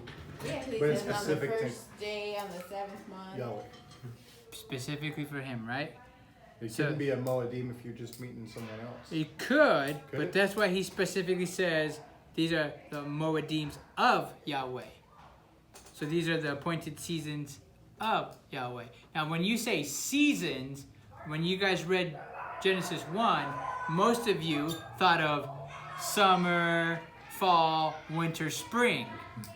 Or Not what he's sorrow, talking about. joy. Not what he's talking about. Because here it says these are the Moedim, same word in Genesis 1, of Yahweh. What he's saying is the lights in the heavens were made for the time and place of meeting with God. And so here he's saying these are the times and the place of meeting with God, which you will proclaim. So these times and places are proclaimed as holy convocations, which is a holy gatherings, assemblies, like his Bible said, right? So what does it mean to have a holy gathering? Convocation. Now, what it means is, a holy gathering is, this isn't like us gathering to go play tennis. It's not like us gathering to go eat at a restaurant together. This is not like us gathering at your house to watch a show together. This is different. This gathering is to be set apart for a specific person, him, the Lord. It's supposed to be all about him. We can gather at your house just to go eat your fantastic tortillas, right? We can go to your house for your lamb, We can go to your house for a photo shoot. We can gather for all that reasons. But wherever we're gathering for, it's not holy. What makes it holy? Now, when I say holy, it doesn't mean that it's not spiritual. What I mean is, it's not a set apart time. It's not set apart for the King of Kings. And on the days that he chose, the days that he said, right? That's what makes it set apart or holy, is that gathering is supposed to be totally devoted to him, because he's asked you to do that. Makes a difference, right? He's not telling us we can't gather any other time, but what he's saying is this time is set apart specifically for him. Is that making sense? Yeah? You got something spinning? I would just say, like, sometimes it's good to be kind of pushed or told what to do, You just do it, Sometimes it's good. Sometimes it's good that God gives us these appointed times, because otherwise would we ever get together? So, Yeah, so the point of these appointed times is to disrupt your life. They're purposely meant to disrupt your life, to remind you that you're not in charge of your time. And you shouldn't think that you're in charge of your schedule. Like, these are purposely in there to say, your life revolves around my time and my schedule, not your schedule. And that's what God is telling us. Right? Because remember, He delivered us out of Egypt. Right? He delivered us out of Egypt. We were slaves. You had no control over your time in Egypt. You worked 7 days a week. You worked when they told you to work, and if you got tired and they wanted production, they whipped you. Right? And He's like, understand, I pull you out of Egypt, I said, today is the first of your months. This is the month of Aviv. I am setting your calendar forward. Every single calendar that's ever been made under the sun has a story behind it. None of us were born into a neutral calendar, like, oh, this is just the calendar that ever existed for no reason. No, every calendar had a reason, from the Julius calendar to the Gregorian calendar to the biblical calendar. There's all a story behind it. The calendar that you call Monday, Tuesday, Wednesday, Thursday, Friday, there's a story behind it from Pope Gregory. The 14th. There's a reason it went from him. You guys ever heard of the Julius calendar? I used to have to go off of this calendar when I did a bunch of gases for the medical hospitals. They go off of a Julian date. I used to have to learn that calendar because I had to tag every single oxygen tank. You know, people with oxygen tanks at the hospitals or at their homes, that goes calibrated by a Julian date. I had to go off of the Julian calendar. I had to mark those things that way. Interesting, yeah. So when you look at the lot number, the batch number of that oxygen, it was off the Julian calendar. Is how I would batch it. That's how the standard was. So I don't know what it is, but in my family tree, there's some old world OW birthdays, and they're off by about I should have noted it, but by probably 4 or 5 days. So it might be something. Yeah. So every calendar under the calendar that the world currently goes off, there's a story and value behind it. Right? It's not some neutral thing that someone made up. These people made these calendars up so you can follow their calendars. Right? And so this right here is God is purposely putting the calendar in Israel's life to say your whole life should be surrounded all about me. And if we ever try to get away from that pattern and now we're coming into Torah, you're like, wow, like God is disrupting my life with all of these holy convocations and holy gatherings, right? You guys know what I'm saying? How many of your family, when you first came in Torah, was like, man, I can't do nothing on the weekend anymore because I got Shabbat. I can't do nothing. Well, guess what? God says, I did that on purpose because your life is about me and not about you. I think if we get too involved in our lives, we forget Him. And that's what He's saying. That's a good thing. Okay, man, here we go.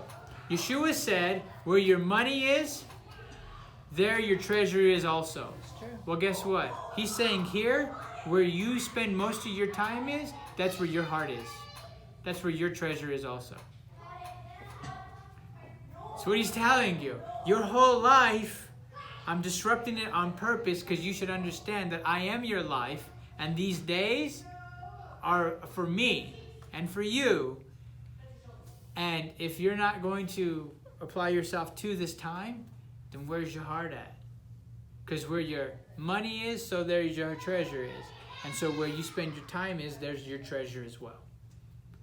So not just about Shabbat and all this, but what do you do in your daily life, you know? Now He's not telling you not to go and work. He says you shall work 6 days. But He goes on the 7th day, if God rested, what are you telling Him if you're not resting on that day? If the Creator of all rested on the 7th day and you don't, what are you saying? Pride, saying you're better than Him. Right? Don't believe. It's an interesting question to ask, right? If God rested from His work, why don't you? What are you trying to say with that message? You know? I don't get tired. Yeah. Well, wait till you're 50. No, I do. I was just come on. I'm playing along. So Sonny yeah. had a question. So you have these appointed times and places to meet with God, right? To have these special gatherings. Correct. And he says these are Jewish gatherings. No. No? Everybody looked at me like I was crazy. No. What does it say? Whose are these? His children. They're his. He says these are mine. These don't belong to the Jews. Right. These don't belong to any denomination. These belong to the maker of heaven and earth. Right? These are his. And he asks anybody who follows him to gather to him on this day. Okay? Yes, sir. She had a question. Oh, you had a question? No, I'm good. Raise it. She was like, Well, I was Oh. just gonna say earlier, Kyle was talking about how these times, bring us together, and so I would just suggest that maybe whenever we do Shavuot, shovel. that we, if at all possible, invite people that we haven't seen in a long time who still always come. I invite everyone all the time, and so if they'll listen to you guys and want them, you're more than welcome to, but the invitation is open to everybody all the time. So, Hey, you know what a proselyte is? yeah, it's a convert. To Judaism, right? Hmm? To It can be Judaism. to any religion. You can be to any. Oh, okay. Well, I was watching that Noah Hyde-Lod's teaching by 119 Ministries, Okay. and some people like to say that a foreigner is a proselyte to convert to Judaism, But that video is a really good video for proving them wrong about how God specifically, when he says foreigner, he really is talking about a foreigner, like somebody from, not just, it could be a proselyte, but from even another bloodline, anybody can come in and become part of this, you know what I mean? Absolutely. Yeah. So, let's keep reading. So it says, for 6 days will work be done, but the seventh day is the Shabbat, a Sabbath of rest, a holy gathering. You will do no work. It is the Shabbat of Yahweh in all your dwellings. So, God rested on the seventh day. Why? As an example. An example, Because right? He's omnipotent. He didn't need the rest, but we're not omnipotent, so we definitely need the rest. So, God, have you guys ever worked beyond 7 days before? Because they were doing it in Egypt, right? They were doing it in Egypt for, I don't know, maybe 400 years? For a long time. They were working and working and working and working. And they cried out to God for what reason? Because the labor was so hard. Because of their work. So what would it say if they cried to God, oh, we're working too much, this bondage is too hard, and God went and he delivered them from there, and they continue to do what they asked God to deliver them from. Right? No. I mean, there's a lot of things we could look at the Sabbath day. Like, A is this, they say the Torah is done away with. Okay, when did the Torah start? Exodus chapter 19. But what about Genesis chapter 1 and 2? Where God rested on the seventh day. I think it was always there. I mean, Yeah. I know that some people don't think that it was all there. I mean, that obviously you couldn't have Passover until Egypt happened, right? So some of them were added later on, but I mean, just the moral. I don't even like saying the moral law. Just God's nature was. I think it was always there, And I think this book just explains it, even what was from the beginning all the way to the end. I think it's always been there. Yeah. Cain knew about murder. Yeah, and it wasn't mentioned. It wasn't written down, but they knew it. They knew what God expected of them, I think, just by the way it's written. Right. Even when Noah was on the earth, I think he knew not to eat unclean animals, even though it wasn't given. I mean, I'm a little Because he knew when he was getting on the boat. the difference right? between clean and unclean Yeah, animals. Yeah, right. Even though it didn't talk about that before, Yeah. about whether you eat these or don't. Some people even say he was a vegetarian at that time. He may or may not have been. I don't know. Well, it does say right after the flood that these animals are, you know, they're for food. Yeah. But earlier it only mentions the seed-bearing herbs. Yep. Yeah. So yeah, this Shabbat, he says this is whose? This is Yahweh's, right? He established this, and you're gonna keep this as a holy convocation in all of your dwellings, no matter where you're at. He says every seventh day, right? Every seventh day, you're gonna have a Sabbath rest. Okay? You're gonna have, because this is what you cried out for.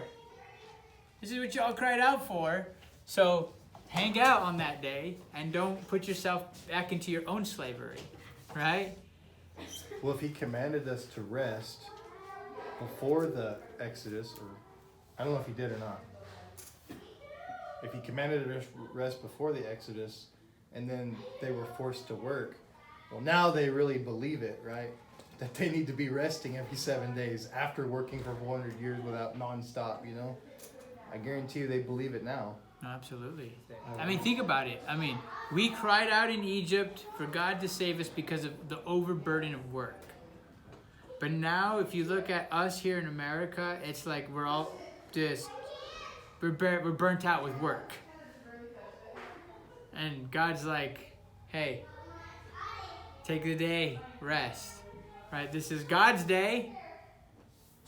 But then Yeshua is going to come and say that he's the Lord of the Sabbath, and he made it for you. He didn't make you for it. He made it for you. But this is God's. So it's for God, but it's for you. It's for both. Right? And it's a mark. Is it a burden? No. No. It's the opposite. It's a benefit. Right? It's a benefit for you to relax. Right? But it is a mark, too. It's a mark. It's a sign to show us who our allegiance is, because that's what the Catholic Church did for Sunday. They said it's their mark. So this observing the Sabbath is us showing allegiance to the one true God. Yeah. I think a time is coming, at least the true believers, they will suddenly, their eyes will be opened. And like you've mentioned often before, that there's going to be lots of believers. It's not going to be like in the days of Noah where everybody fits, 6 people or 8 people, whatever it was. But the falling away from Matthew 24, there's going to be lots of pretend Christians, or they're going to a meet and greet club or a social club called church. They're going to probably fall by the wayside. But the true believers, the sincere ones, even though they're in error right now, they will suddenly see, wow, there's something in the Torah here that still applies, and it's good for us. And like you just mentioned, those are His appointed times.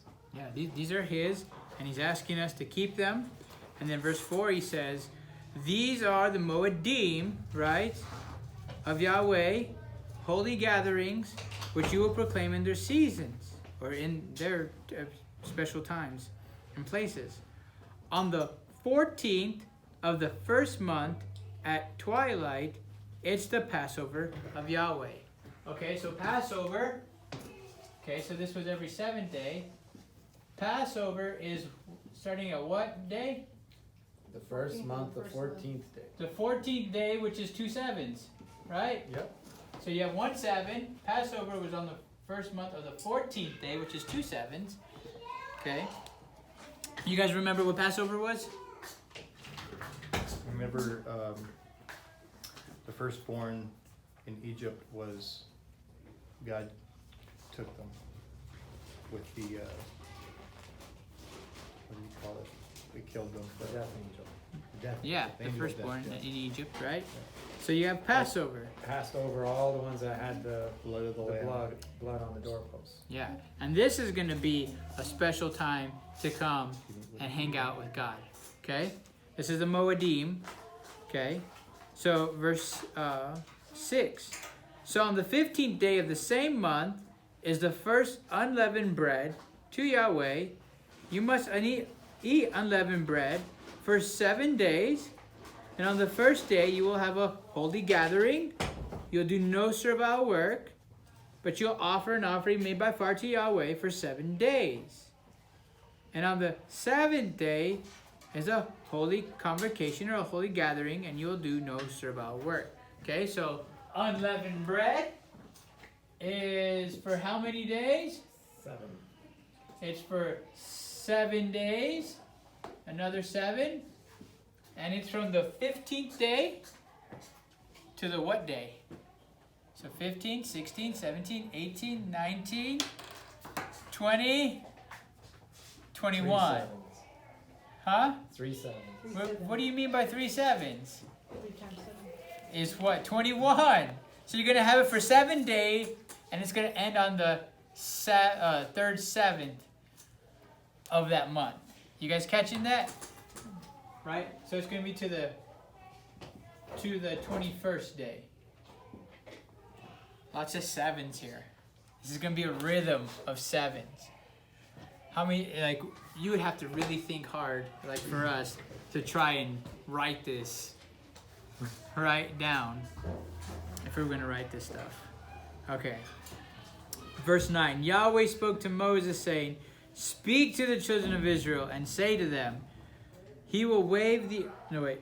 Speak and say to them, "When you have come into the land that I'm giving to you and reap its harvest, then you will bring the Omer of the first fruits of your harvest to the priest. He will wave the Omer before Yahweh to be accepted before you. On the next day after the Shabbat, the priest will wave it. And you will offer that day, when you wave the Omer, you will offer a he-lamb without blemish of the first year for a burnt offering to Yahweh. And the meal offering of it will be 2/10 of an ephah of fine flour mixed with oil, an offering made by fire to Yahweh, a sweet savor, and the drink, and the drink offering of it will be of wine, the 1/4 of a hin. And you will eat neither bread nor parched grain nor green ears until the selfsame day that you brought an offering to your God. It will be a statute forever throughout your generations in all of your dwellings." Okay, so you have first fruits, right? And what are some of these instructions for first fruits? Unleavened bread. Okay, so it's during unleavened bread, right? And so there's a debate about like when does first fruits start.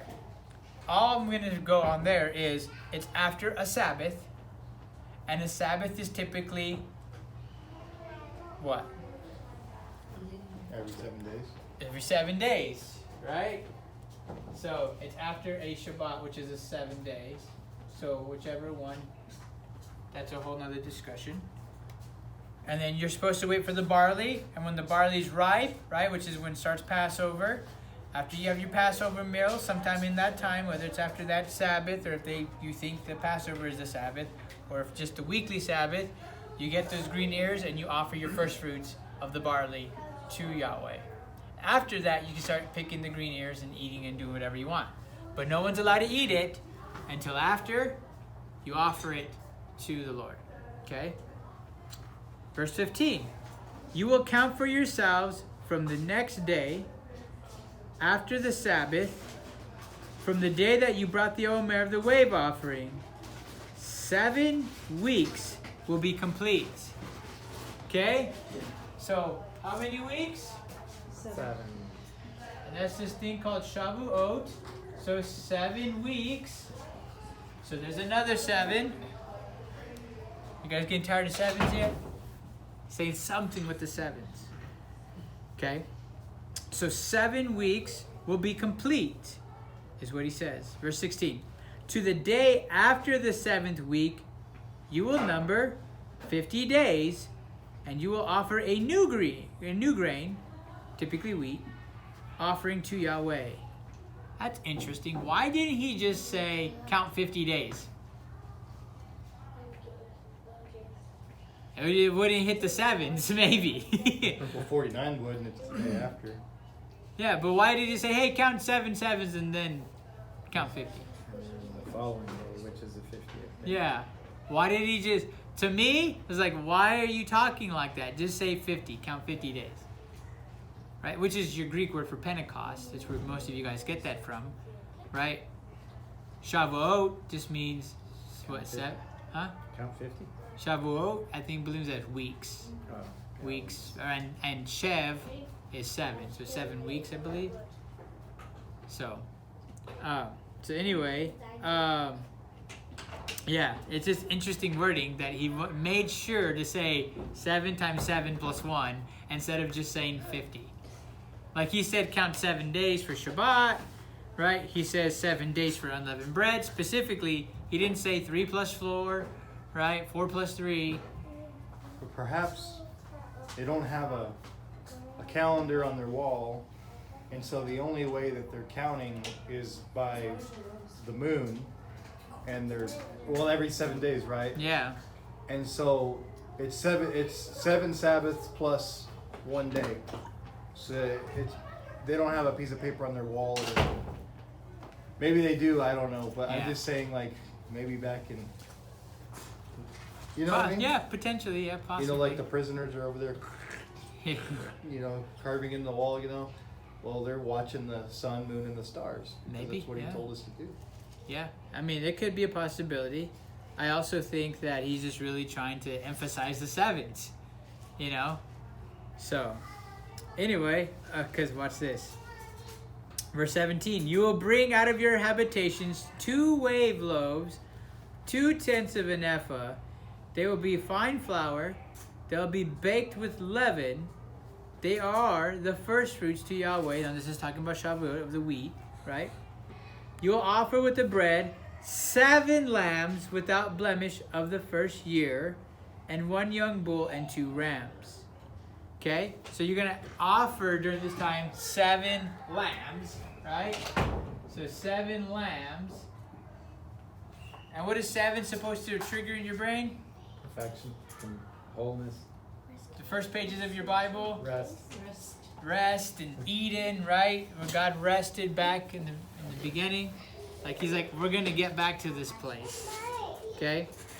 So, he said, they will be a burnt offering to Yahweh, and their grain offering and their drink offerings, an offering made by fire of a sweet savor to Yahweh. And you will make 1 he-goat for a sin offering and 2 lambs of the first year of sacrifice of a peace offering. And remember, when I'm reading sin offering, it could also mean purification offering. Right? Because it's the same root word for sin and purification are the same in Hebrew. It's the same thing. So where your Bible says sin, it's not always a sin. Most of the time, it's a purification offering. Okay? To purify us. And what that means is that you can approach his throne. Right? To purify. Okay? Because when I say sin offering, most people get the definition or the image of their head that we did something wrong and thus there has to be some type of a substitute for you. But in reality, most of this is so we can approach his throne, and that's not a sin offering, that's a purification offering, because nothing could ascend into his heel unless it is pure. So just be cautious that whenever you read sin offering, it doesn't mean sin. It means purification.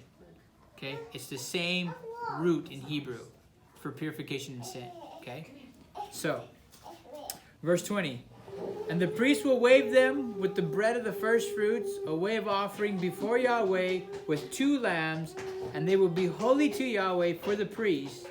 And you will proclaim on the same day that it's a holy gathering for you. You will do no servile work. It will be a statute forever in all your dwellings throughout your generations. So when you reap the harvest of your land, you will not wholly reap the corners of your field when you reap. Neither will you gather any of the gleaning of your harvest. You will leave them for the poor and for the stranger. I am Yahweh your Elohim. So on Shavuot, you're going to wait 7 days. You're going to bring 7 lambs, right? And what you're going to do is when you're reaping the harvest of your wheat, you're going to leave some for who? Strangers and the poor. Right. You're going to do, so this is going to tell you to do be holy by taking care of your father, your mother, your children, your neighbor. Come on, the poor, the widow, the orphan. You're going to think about everybody else before yourself. Right? You're going to take care of these people. It's going to set you apart, and you're not going to be like Egypt and Canaan, who have no regard for anybody. All you care about is your own pleasure. Right? Completely different as a holy one. And that's what he's talking about. Even at Shavuot, it's all about God's time, God's place. And when you do reap your harvest, think about the poor, the widow, and the orphan, and not about yourself. So, every 7 days, God is saying, I'm going to interrupt your life. I want to disrupt your schedule, and I want you to meet with my people and make it about me. You can have your tea parties and your coffee parties all day long, all week long, but on this day, this is not a common day. This is a set-apart day. It's for me, right? And I want you to be here, and you're like, but God, I got things to do. And he's like, that's great. I'm going to interrupt your schedule because I need you to know that this is my time and not your time, right? I need you to know that your money I gave to you, your health I gave to you, your whole life, that's me. It should be wrapped up in me. And the same way is where your money is, so is your treasure. And so where your time is, so is your treasure. Right? It's the same principle, right? So, let's keep reading. Verse 23. And he says, Yahweh spoke to Moses, saying, speak to the children of Israel, saying, in the 7th month, on the first day of the month, you will have a Shabbat. Right? A Shabbat, Shabbaton. A Sabbath, a memorial, announced with the blowing of horns. A holy gathering. You will do no servile work on this day, but you'll make an offering made by fire to Yahweh. And what is this day? Feast of Trumpets. Trumpets, Teruah, right? So we got trumpets. And when do you celebrate trumpets? What day? First day of the 7th month. The 7th month. Look at this. Another 7. Remember chapter 18 had 2 sets of 7. Chapter 19 had 3 sets of 7. Chapter 20 had 2 sets of 7. A total of 7 sevens. Right?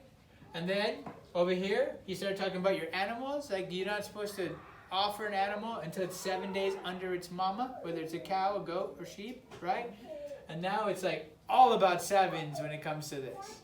He's like, remember the beginning. On the 7th day, I rested. On the 7th day, I blessed it, and I set it apart above every other day. So I'm asking you, and everything you do, remember the days that you're supposed to set apart. Because I've set them apart.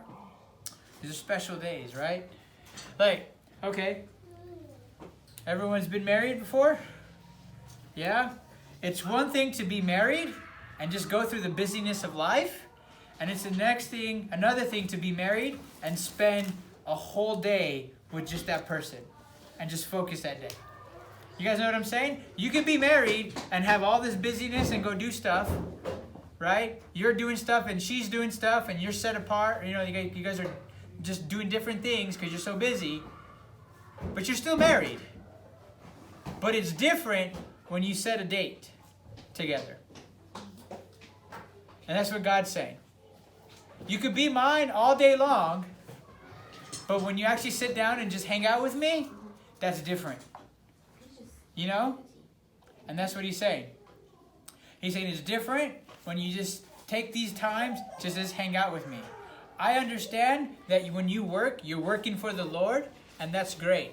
I understand when you're eating for the Lord, and that's great. At least you should be doing those things for Him. And I understand, that throughout your life you're thinking of me, what would Jesus do or whatever. That's great. He goes, but I still want you to sit down and hang out with me. Just like your wife or your husband wants you to sit down and hang out with him. God's saying the same thing. I understand your mind, but I want you to hang out with me. Not only that, but anything and everything that you think of that you can do in this earth is really vain compared to where we're going, eternity. And we have to check ourselves a lot of times. Like, if you're a man, some of us men, like, we have this thing about work in our head. Like, if some of us, if we're not like working, we think we're not productive. Does anybody suffer with that syndrome other than me? Yeah. Every man in here thinks like, I can't sit down. I've got to go do something. That'll resonate with Hillary. And for some reason, it's like if there's something on the to-do list, I got to go do it now. I don't know how to turn that button off and just hang out. And you have to work on that, right? Because if we don't, we're going to be burnt out, and everybody else in our life is going to miss us. Because we're going to be too busy with our projects, and our wife and our children are going to be like, where's Dad at? John's more seasoned. Maybe he's lived a little bit longer than me. You suffer from that, brother? Yeah? It's a man thing. Kyle? And I think motivation is a lot of it too, because if you're going out there to go feed your goats, the motivation is you don't want your goats to starve. The goats are gonna feed you. There's a motivation there, and then so we gotta sustain ourselves. But what's the motivation? Yeah. Are we just trying to get ahead of everybody else, or are we trying to prove to everybody else how good we are at working? What's the motivation? And you're hitting on Ecclesiastes. He asked the question, why do you work? And most of us are going to be like, well, because we need to feed ourselves. And he's like, no. That's not why you're working so hard. Most of you are working so hard because of your insecurities. And that's what he's really getting. If you read the book of Ecclesiastes, you have to be intuitive, and you read them. He's not asking, why do you work? Because most of us are like, well, because Paul says if we don't work, we don't eat. And he's like, no. That's not what I'm asking. I'm asking why. Why is really what I'm asking is your insecurities. That's why you're doing this. Because you think that work brings identity to you. You think that is who you are. And reality is your Father defines you. Your Father's where and if you come to that place, life is great. Because you don't care anymore. Right? And so, the Sabbath day and the trumpet days and all these days, Shavuot and first fruits, God's like, I am going to purposely disrupt your schedule to see where your loyalty is. I'm going to purposely come and disrupt your schedule to see where your loyalties lie. And so here's my days. I let you know, every year, I let you know, I want to have a date with you. Can you make it? Well, God, I don't know because I have this, and this. And he's like, well, I let you know a lot ahead of time. Where's your loyalty at? For the King of all kings. Can you make time for the King of all kings?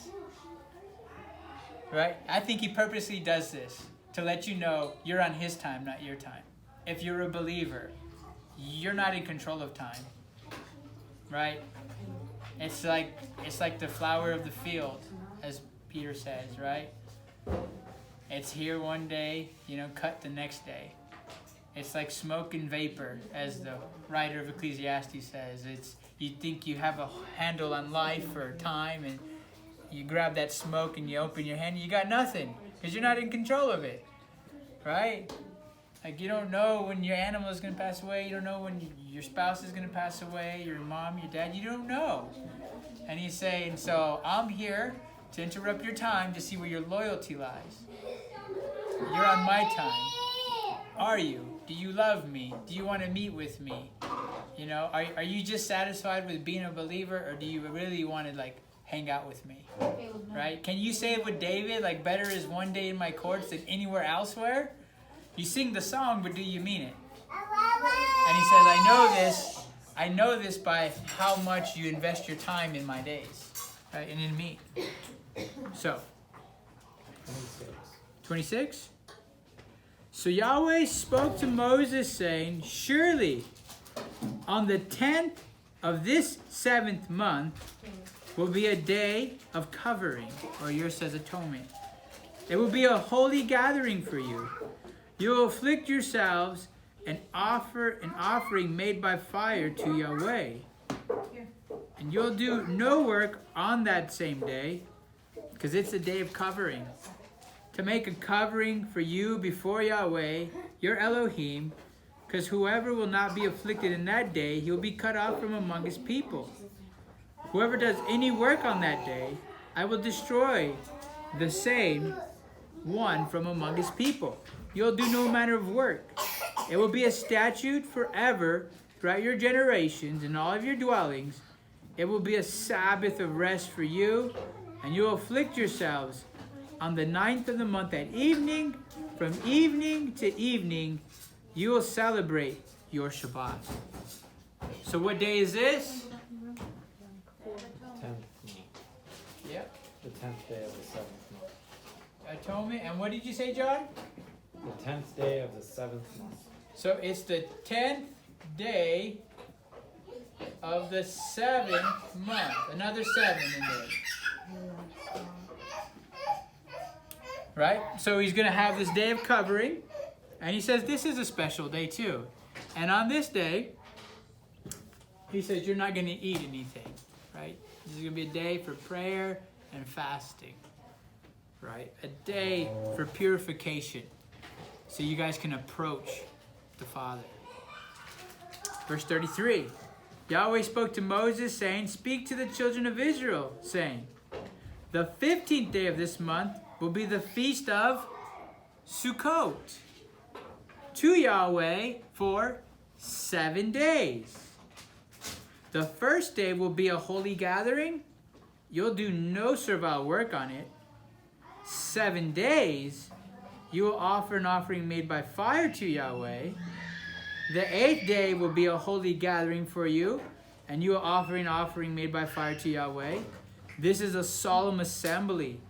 You will do no servile work on it. This one is yours. That one's not yours. Well, let's stop right there. This is cool. No, ma'am. Let's see. Yeah. Oh, we're gonna put it in the trash? So, Sukkot. Actually, let's keep reading. I think there's more about it. Let's keep reading.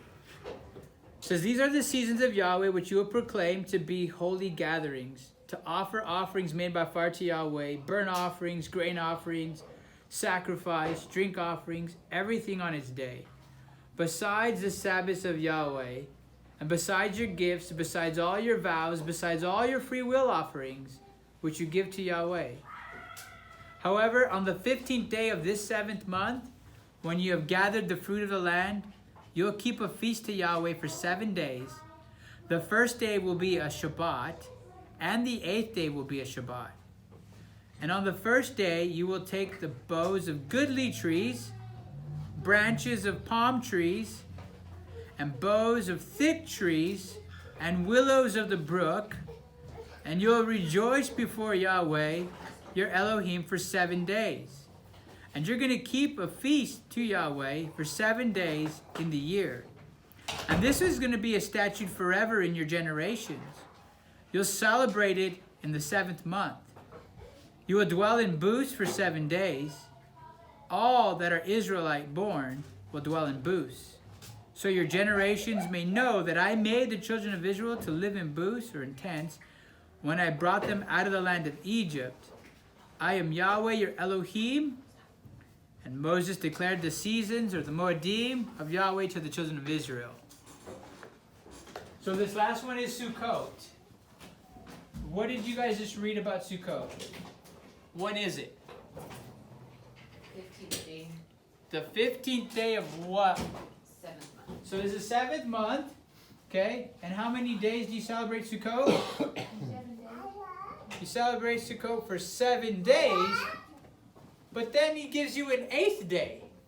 Which is a Shabbat.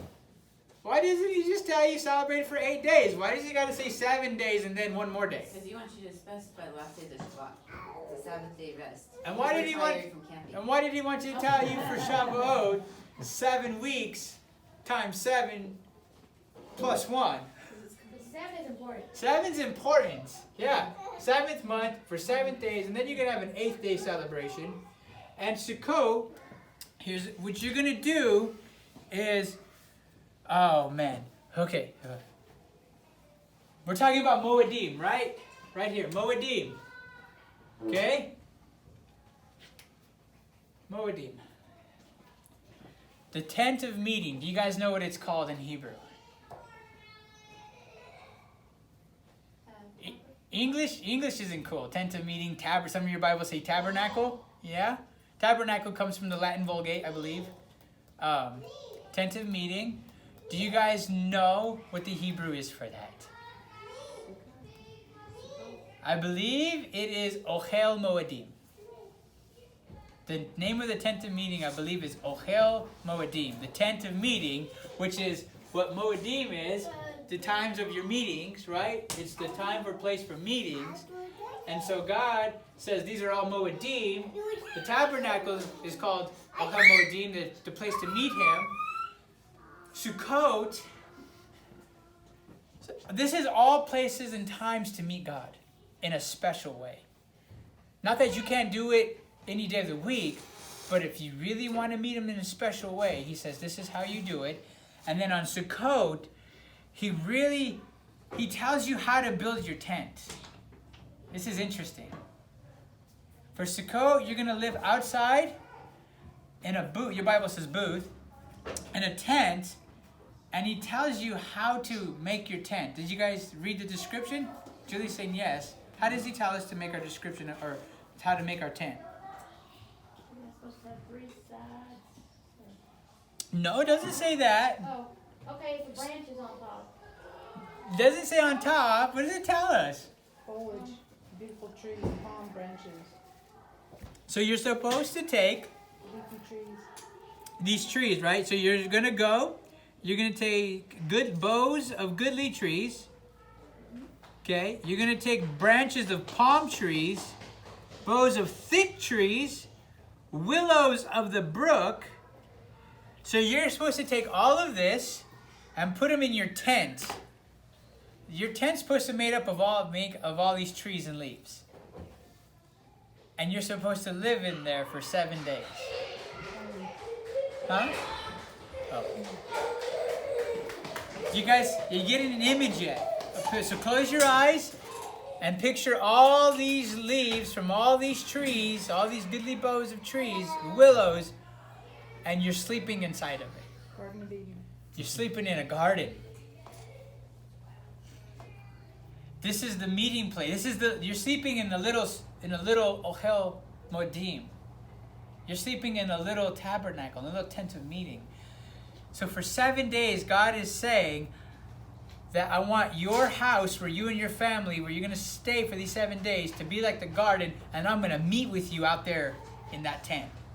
This is the time where you don't have to go to the tabernacle. You don't have to go to the tent of meeting. I'm going to come to your house.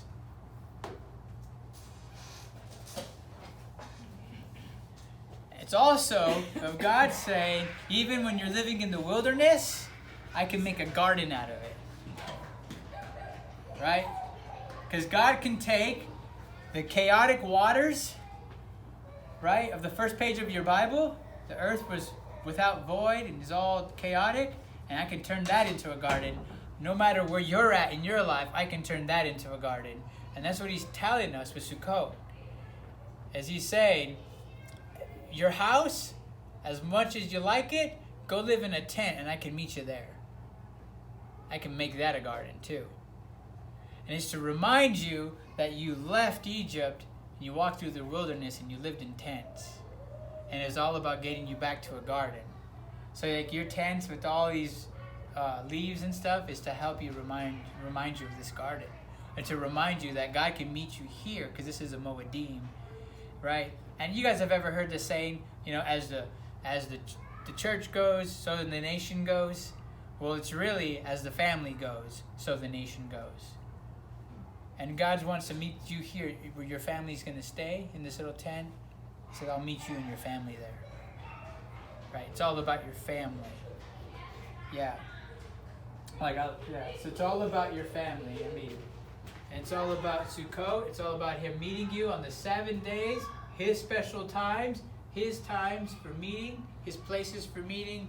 Will you be there? Are your loyalties to Him and His schedule and His calendar?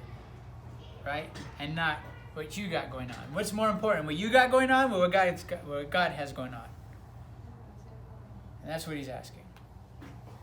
Right? But too many of the times we don't live that way. And that's a shame. So, where was I at? Chapter 24. Okay. Here we go, making progress. I use another marker.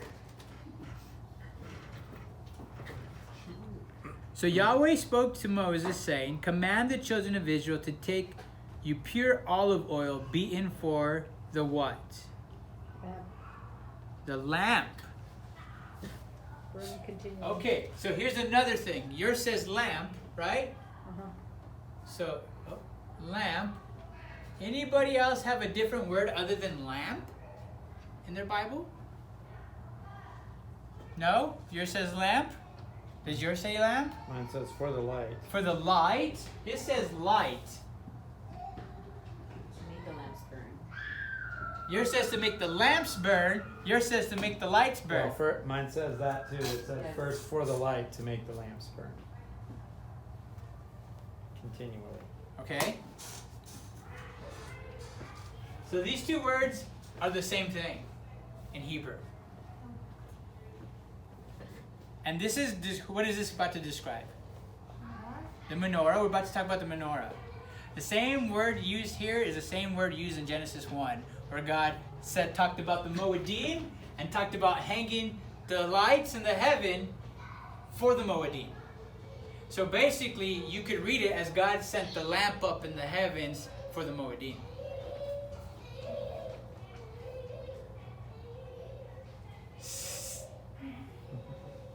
And right before you walk into God's house, there's this screen, like the backdrop of the sky there, that has the lamp shining like a light there that's hung up. Just saying. He's awesome. You guys catching what I'm saying? How this is formatted, it's written in the same language as Genesis 1 is written. And we're going to see what is going to hang out right here by the lamps. And does that make sense to Genesis 1? Okay? Check this out. I thought I was going to need my notes. But it's coming back. Okay. Okay, so you're going to get this oil beaten for, yours says the lamps, some says the lights, to cause lamps or lights to burn continually. Outside the veil of the testimony, in the Ohel Moedim, right? So the lamps and the light for the Moedim. Genesis 1, he's going to hang the lights. He's going to hang the lights in the heavens, the lesser light and the greater light for the Moedim. He's going to hang the lights here in the Ohel Moedim. The name of the tabernacle is Ohel Moedim. The lights are being hung in the Moedim. Genesis 1, he hung the lights for the Moedim. Oh, man, I'm sorry. It makes a lot of sense to me. I hope it makes sense to you. Julie's just laughing at me. Okay. So, okay, one day you'll get it if you don't get it now. I'll make it make sense one day. I'll learn how to articulate what I'm trying to say. Okay. So, Aaron will order it from evening to morning before Yahweh continually. Genesis chapter 1, evening to morning, right? So lights for Moedim appointed time, right? From evening to morning, just like Genesis 1, this lamp is going to burn the same way. Morning, right? So read Genesis 1. Genesis 1, God said, let there be lights or lamps in the heaven for the appointed times, right? And the days will be the evening to the morning. Same thing here, right in front of his throne, right in front of his sanctuary. Okay? It will be a statute forever in your generations. He'll set in order the lamps on the pure menorah before Yahweh continually. Okay? Now, here's my thing, is a menorah, what is the menorah? How many lamps or lights are on the menorah? 7. 7. Just like everything else. 7. Well, there. 7. Another 7. Rhythms of 7. Just boom, right after atonement. Right? After the Day of Atonement in chapter 16, it's just been 7 after 7 after 7 after 7 after 7. Okay. So, watch this, verse 5. You will take fine flour and bake 12 cakes of it. Okay? You're going to bake how many cakes? 12. You guys ever caught that before? Yeah? So your bread is going to be 12. 12 pieces of bread. 12 pieces of bread. Okay? So it's not just one loaf of bread there. There's going to be 12. You'll take fine flour, bake 12 cakes of it. 2/10 of an ephah will be 1 cake. You will set them in 2 rows, 6 in a row, on the pure table before Yahweh. Okay? So you're going to have 2 rows of 6. Right?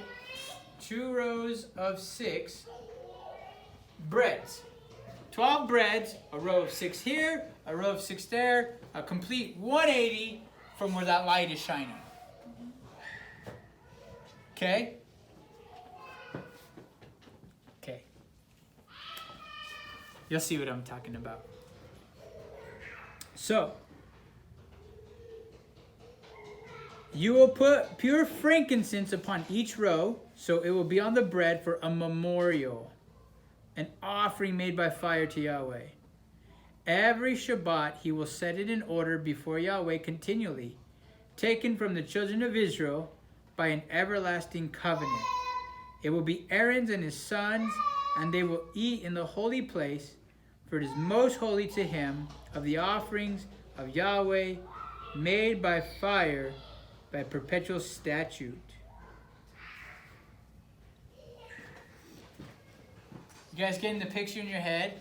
So you walk in this place, and there's 12 pieces of bread, 6 here, 6 here, and completely over here, there's this big menorah, this almond tree, with 7 lamps shining its light on it in the tent of meeting, in the Ohel Moedim.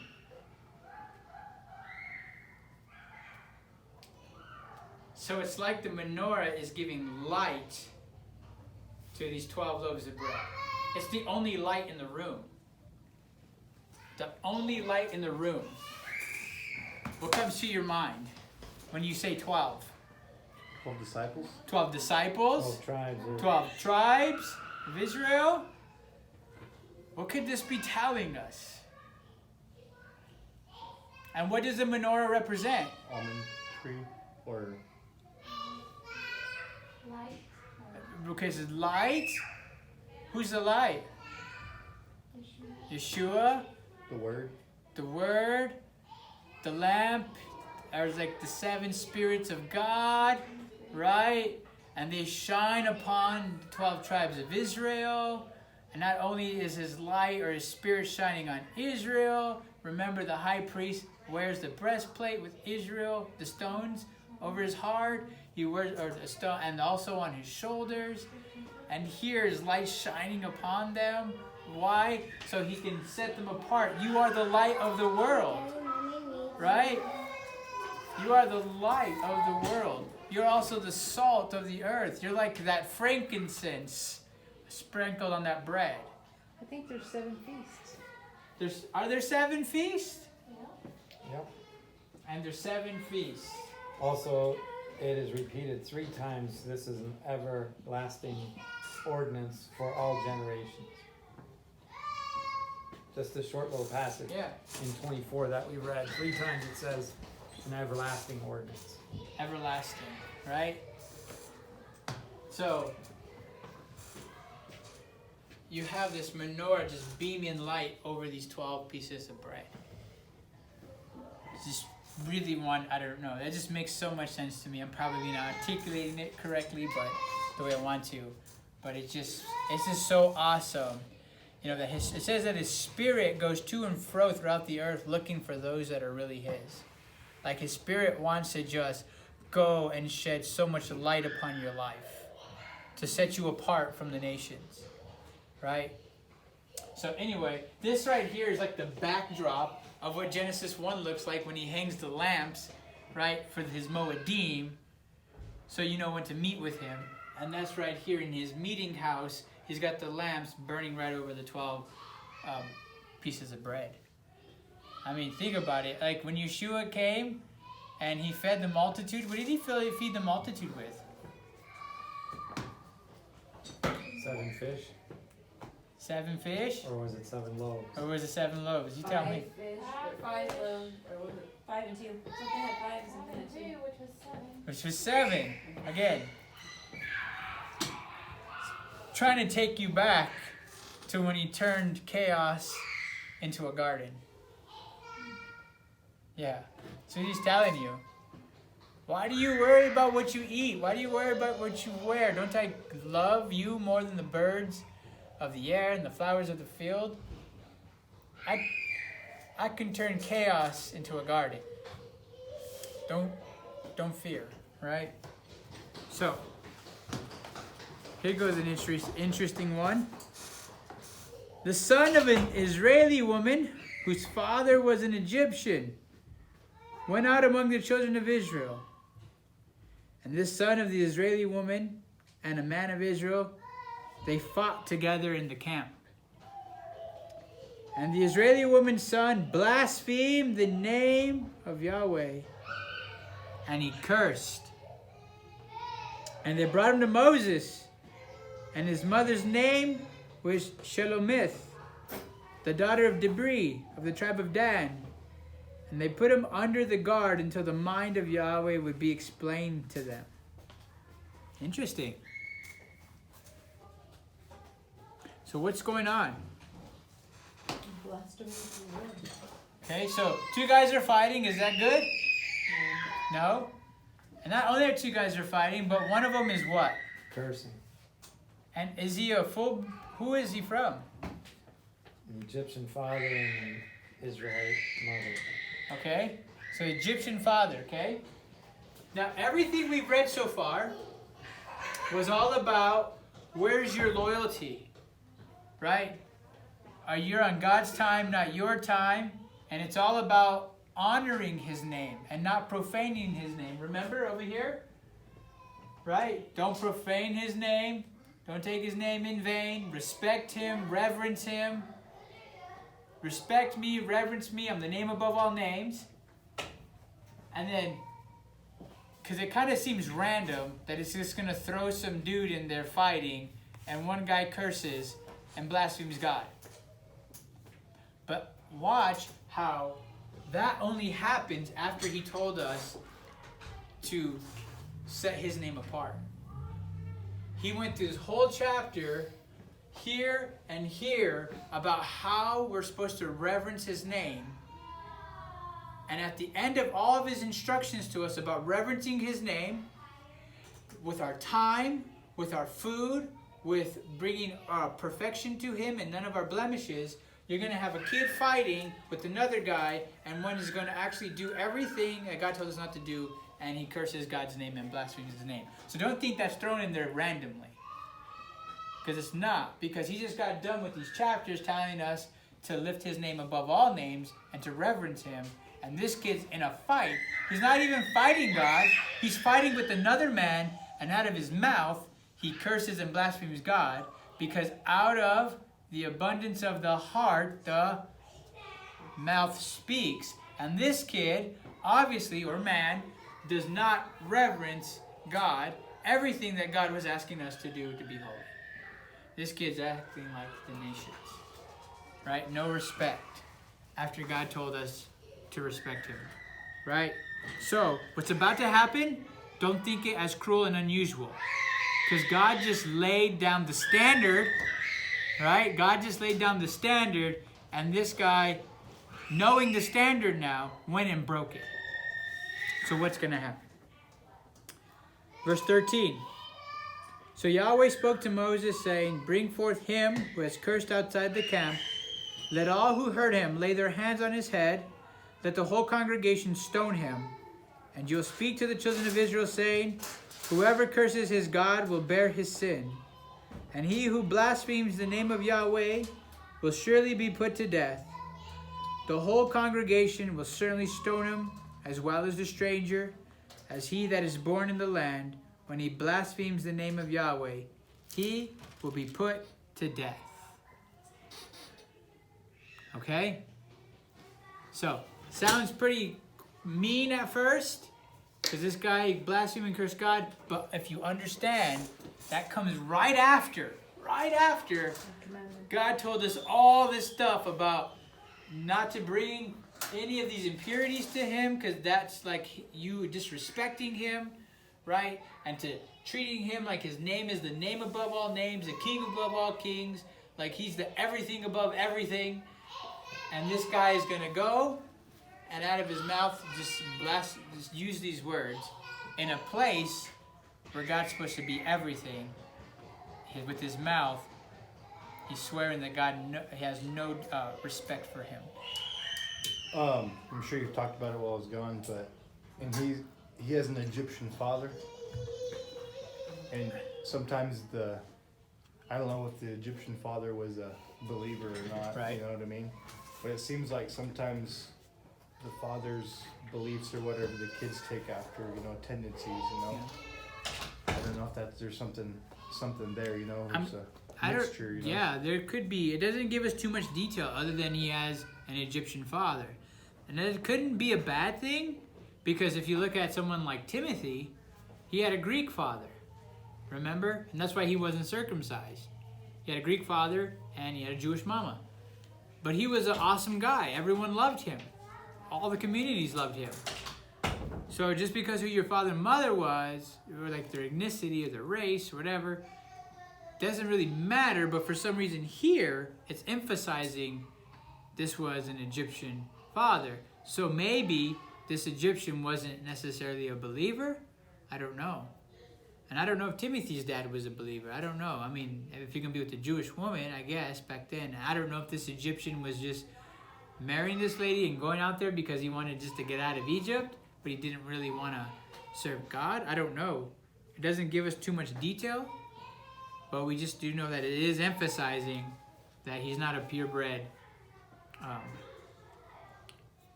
believer here, because he's got his Egyptian father. So I don't know.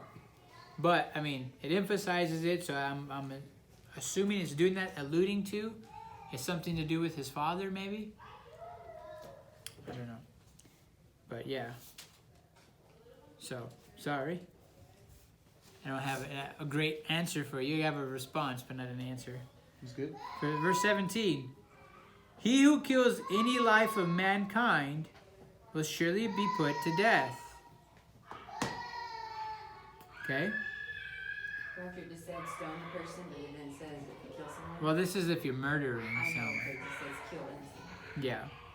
Yeah, this one says if someone kills another person, he must be put to death. Yeah. He who kills a beast will make it good. Beast for beast. So does that mean if I kill John's beast and John comes and kills my beast? No. What does it mean? Give him another one. Yeah, if I kill his beast, I'm going to give him a beast, right? This one specifically points that out. It says that. Does it? Uh-huh. It says, You want to read it? if someone kills... Oh, sorry. someone might kill an animal that belongs to another person. If he does, he must give that person another animal to take its place. And that's awesome, because a lot of people get tripped up reading my version. They think like, oh, he killed my beast, I'm gonna go kill your beast. Like, I don't think that's what that's teaching. Well, it's just like eye for eye. Yeah. A lot of people will take that, you know, that you're gonna go gouge someone's eye out, you know, but you're gonna make it good if that happens, right? Yes, sir. So verse 19, if a man causes a blemish in his neighbor, as he has done, so it will be done to him. A break for a break, an eye for an eye, a tooth for a tooth, as he has caused a blemish in a man, so it will be done for him. Is that how yours reads? How does the pink version read? Yeah, I think it pretty much does. It said the only difference I saw was injury to his neighbor. Okay. So if someone might cause an injury to his neighbor, if he does, the same kind of injury must be given back to him.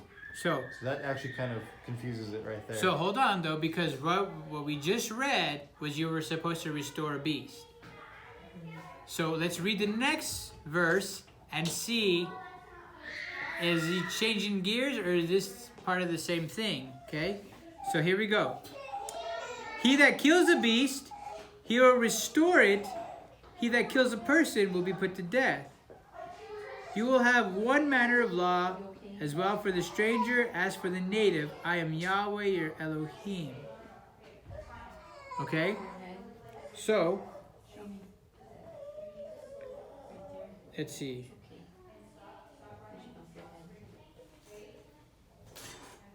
I got some commentary on yours, what yours is saying.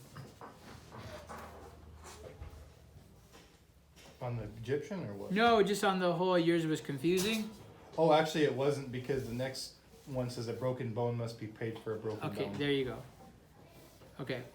So yeah, so in your version's confusing for you guys? No? Okay, good. Because sometimes some people get tripped up and they think like if I break John's tooth, he can come break my tooth. But even when we read about the slaves or the servants and their master knocked the tooth out, they're supposed to let him go free. It didn't say like, yeah, the servant knock his tooth back out, right? Same concept here. You know this, when Yeshua says, you've heard it said, an eye for an eye and a tooth for a tooth, but I say if you've even, thought about, hurting somebody or whatever, I may be confusing it, but, because it's in the heart, right? And we're supposed to repay a eye for an eye, tooth for a tooth, whatever. Did you hit that, Bubba? Hi. That really, we need to love people, we need to pay them back in love when we even think about doing wrong to them. Yeah, because he even said in the same speech, he said, you've heard it said not to murder, but I tell you not to even hate your brother in your heart. But he's not saying something new. We just read that last Torah portion in Leviticus 19. Leviticus 19, he said not to hate your brother in your heart. Remember that? He said don't sin because of your brother. Do not hate him in your heart. So when Yeshua says, you've heard it said this, not to murder, but I say not to hate your brother in your heart, even that right there is not something new, because he's just repeating Leviticus 19. Leviticus 19 says, do not hate your brother in your heart. So yeah. So because most of us, when we read, the New Testament, we never read the Old Testament. If we did, we got bored and just turned the page, because that's tough. And so when we've heard those things, we're like, oh, see, that's done away with, not knowing he's actually quoting from it. So woe to us for that. But anyway, you will have verse 22, you will have one manner of law, as well as for the stranger, as for the native, for I'm Yahweh your Elohim. So there's 2 ways to God, 1 way to God, 3 ways to God. Oh, there's 1 way. There's 1 life and there's 1 truth, right? It's never changed since the beginning. Yeshua didn't come and come up with a new concept. It's been here, right? And Moses spoke to the children of Israel that they should bring forth him who had cursed outside the camp and stone him with stones. And the children of Israel did as Yahweh commanded Moses. How's that for you? So before we end, I'll read a quote. I brought this, and I'll just read a quote from this guy's commentary on what we just covered, and I really like it. I'm going to read two little places here. He says, here in Leviticus and these Sabbath days, they explore the laws that govern Israel's feasting and rest days. So what we do with our time tells a story about where our loyalties lie, a timeless principle that was true for ancient Israel, and this is also true for us today. It says, all of these holidays and festivals, they combine to form an ongoing disruption to your life, and that's part of the point. None of us were born into a neutral calendar. All of our calendars are structured by values and a story. How you structure your time forms your values of how you see the world. So how you, I guess what he's saying is, the way you schedule your time and your activities, if it's not around God and his time, it shows where your heart's really at, is basically what he's trying to get at. So anyway, his little commentary really helped me today because I wasn't really prepared for everything that happened. So thank you guys for hanging in there with me. Yeah, it's really good because we were kind of talking about that, you know, I was talking about the AI and how the patterns, you know. Yeah, what you do determines what you, like, you brush your teeth with your left hand, you're gonna get really good at it, you know. So everything that you do makes up who you are. Makes sense. All your little tiny habits that you do make up who you are. Yeah. You come to Shabbat every 7 days. You know, you go to the new moon once every 28 days, or however many days it is, and that changes you and transforms you.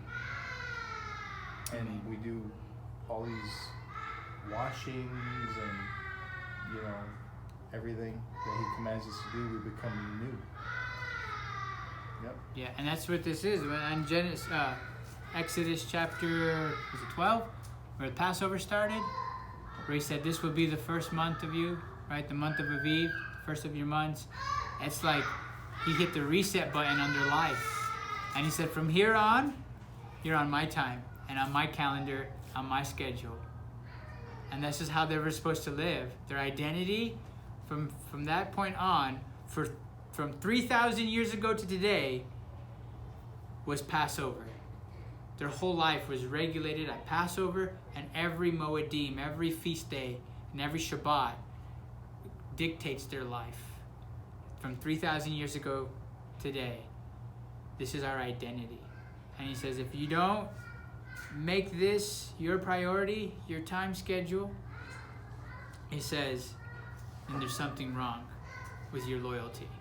Now, understand that there are things that happen in your life that prevent you from doing something. Like, remember Passover? You had the people that they had to go bury somebody and they missed the Passover. So you have some occasions that does happen. But overall, God says, where you invest your time, in my Moedim or not, tells us where your heart and your treasure really is in this life, right? Along with a lot of things like your money, right? Your food and everything else you do with your life.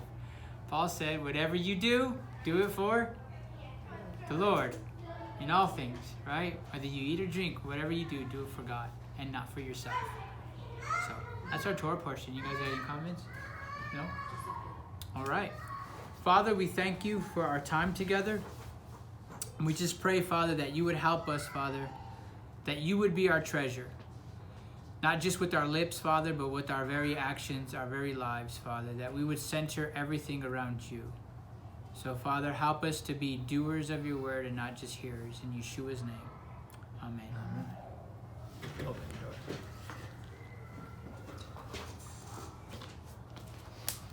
Shabbat shalom. Shabbat shalom.